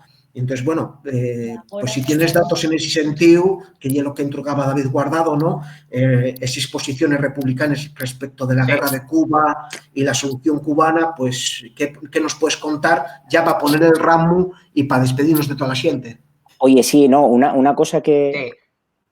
Una cosa que quería yo meter nada más, una cuñina, y hay un detalle en el que se fala en el libro, que lle también la existencia de una bandera republicana en Ubieu, no sé si de la República Asturiana, y bueno, entregaba un poquitín xente por ese tema, estas dos cosas, el tema de esa relación entre pues el tema de las colonias, el tema de Cuba, si Cuba libre y demás. Perdona ahí por la entrada, que estaba apuntando en la rampa que sí pasaba. Pues venga, Sergio. Vale. ¿Contesto ya? Sí, sí, sí.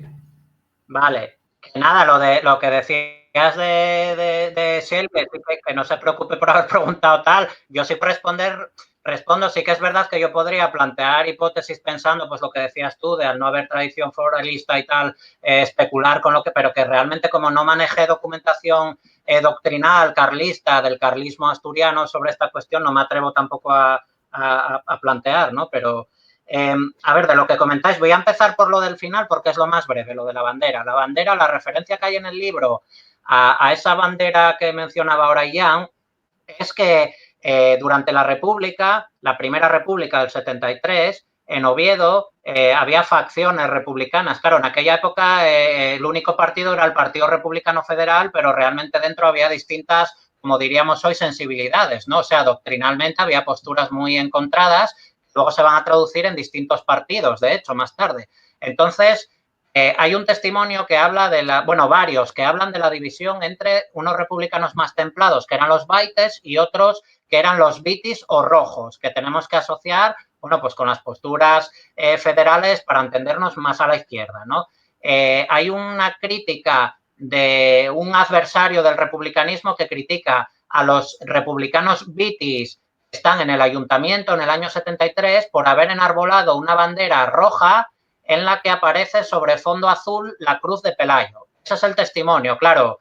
Es difícil reconstruir exactamente la bandera porque habla de una bandera roja con la cruz de Pelayo sobre un fondo azul. Yo ese fondo azul no sé qué forma tenía, pero sí que es verdad que hay veces que hay variantes locales de banderas, en fin, en un universo simbólico que está un poco en construcción en aquella época, que sí que tienen muchísimo interés. La pena es lo fragmentario de la documentación y de los testimonios para reconstruirlas. Entonces, y yo estudié sobre todo el 19, que seguramente en el primer tercio del 20 haya otras. Yo recuerdo una vez en una tertulia que estaba Faustino Zapico, que algo había comentado otra bandera, no sé si posterior o ya de la Segunda República, pero bueno, es un mundo lo de las banderas.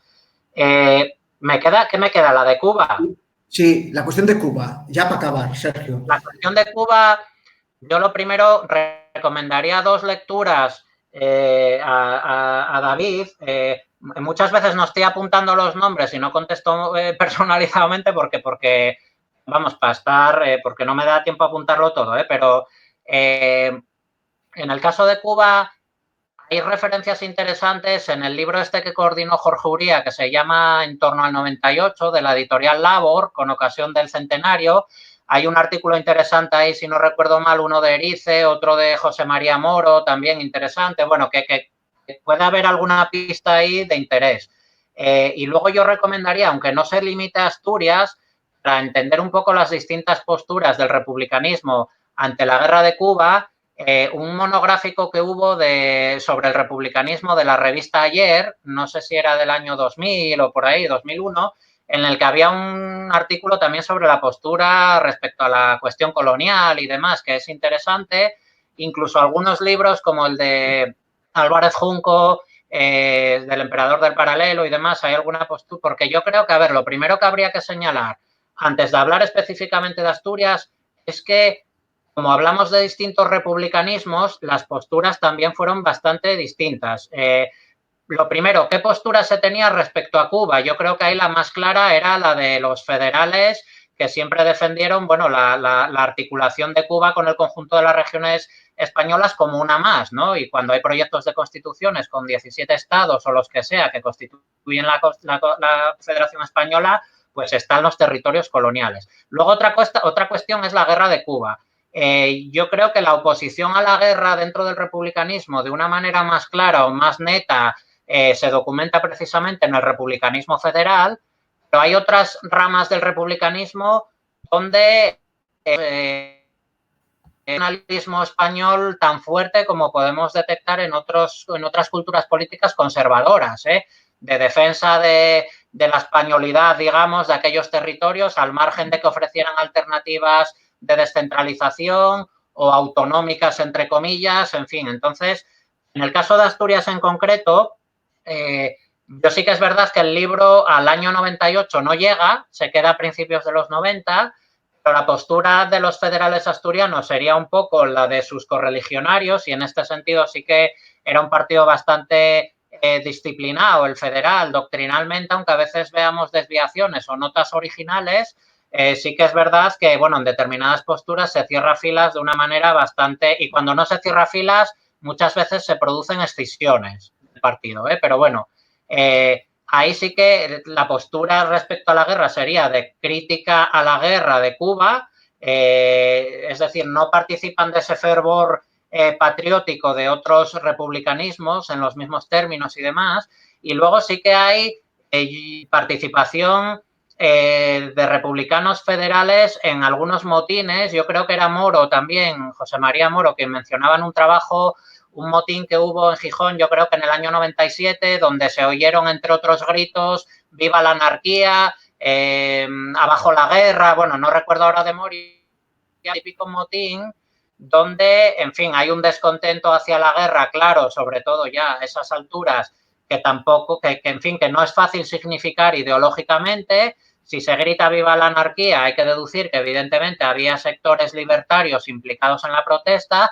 pero yo creo que perfectamente podría haberlos también federales, republicanos federales, cuando por otro lado muchas veces en estas fechas todavía se está produciendo ese trasvase de militantes de un campo a otro, y cuando hay muchas, en fin, iniciativas comunes y sensibilidades comunes respecto a determinadas cuestiones. Entonces, más allá de esto, realmente es un tema en el que no profundice de manera monográfica, entonces no me atrevo tampoco a añadir más consideraciones.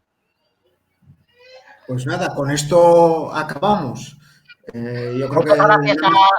Muchas gracias a toda la gente que nos estuvo siguiendo, y a ti, Rafa, y a la Yegra por la invitación. Más nada, pues nada, cuando quiera la organización, córtanos aquí, que ya nos vean les cares y que recuerde la gente que vea esto en la canal de YouTube de la Yegra, que ahí ya vi yo que hay un enlace para quien quiera, pues bueno, contribuir en lo económico, en la medida de esas posibilidades, a tener este espacio, que lo tienen ahí en los comentarios de esta charla de Sergio. Y de verdad, muchas gracias por estar ahí estos 2 horas. A ti, Sergio, por acercarnos a la tu obra, el tu libro, El pueblo a escena. Son muchos años de trabajo centrados en el estudio del republicanismo, uno de los grandes movimientos y culturas políticas presentes en Asturias, y que hasta que tú no llegaste, pues realmente nada más había pingarates sueltes, ¿no?, que chiscaben ahí los libros, así de vez en cuando, y yo creo que hay una suerte para todas aquellas personas que estamos interesadas en la historia de Asturias, pues tener estas contribuciones, y en especial después de muchos años de esfuerzo y trabajo por ver en papel El pueblo a escena, que es pues una buena manera de acercarse a lo que fue la tu tesis doctoral, pues yo creo que es para agradecerse y para felicitarnos todos y todas. Más nada, pues gracias de nuevo a la Yegra, y cuando queráis. Muchas gracias, Tayo. Un placer.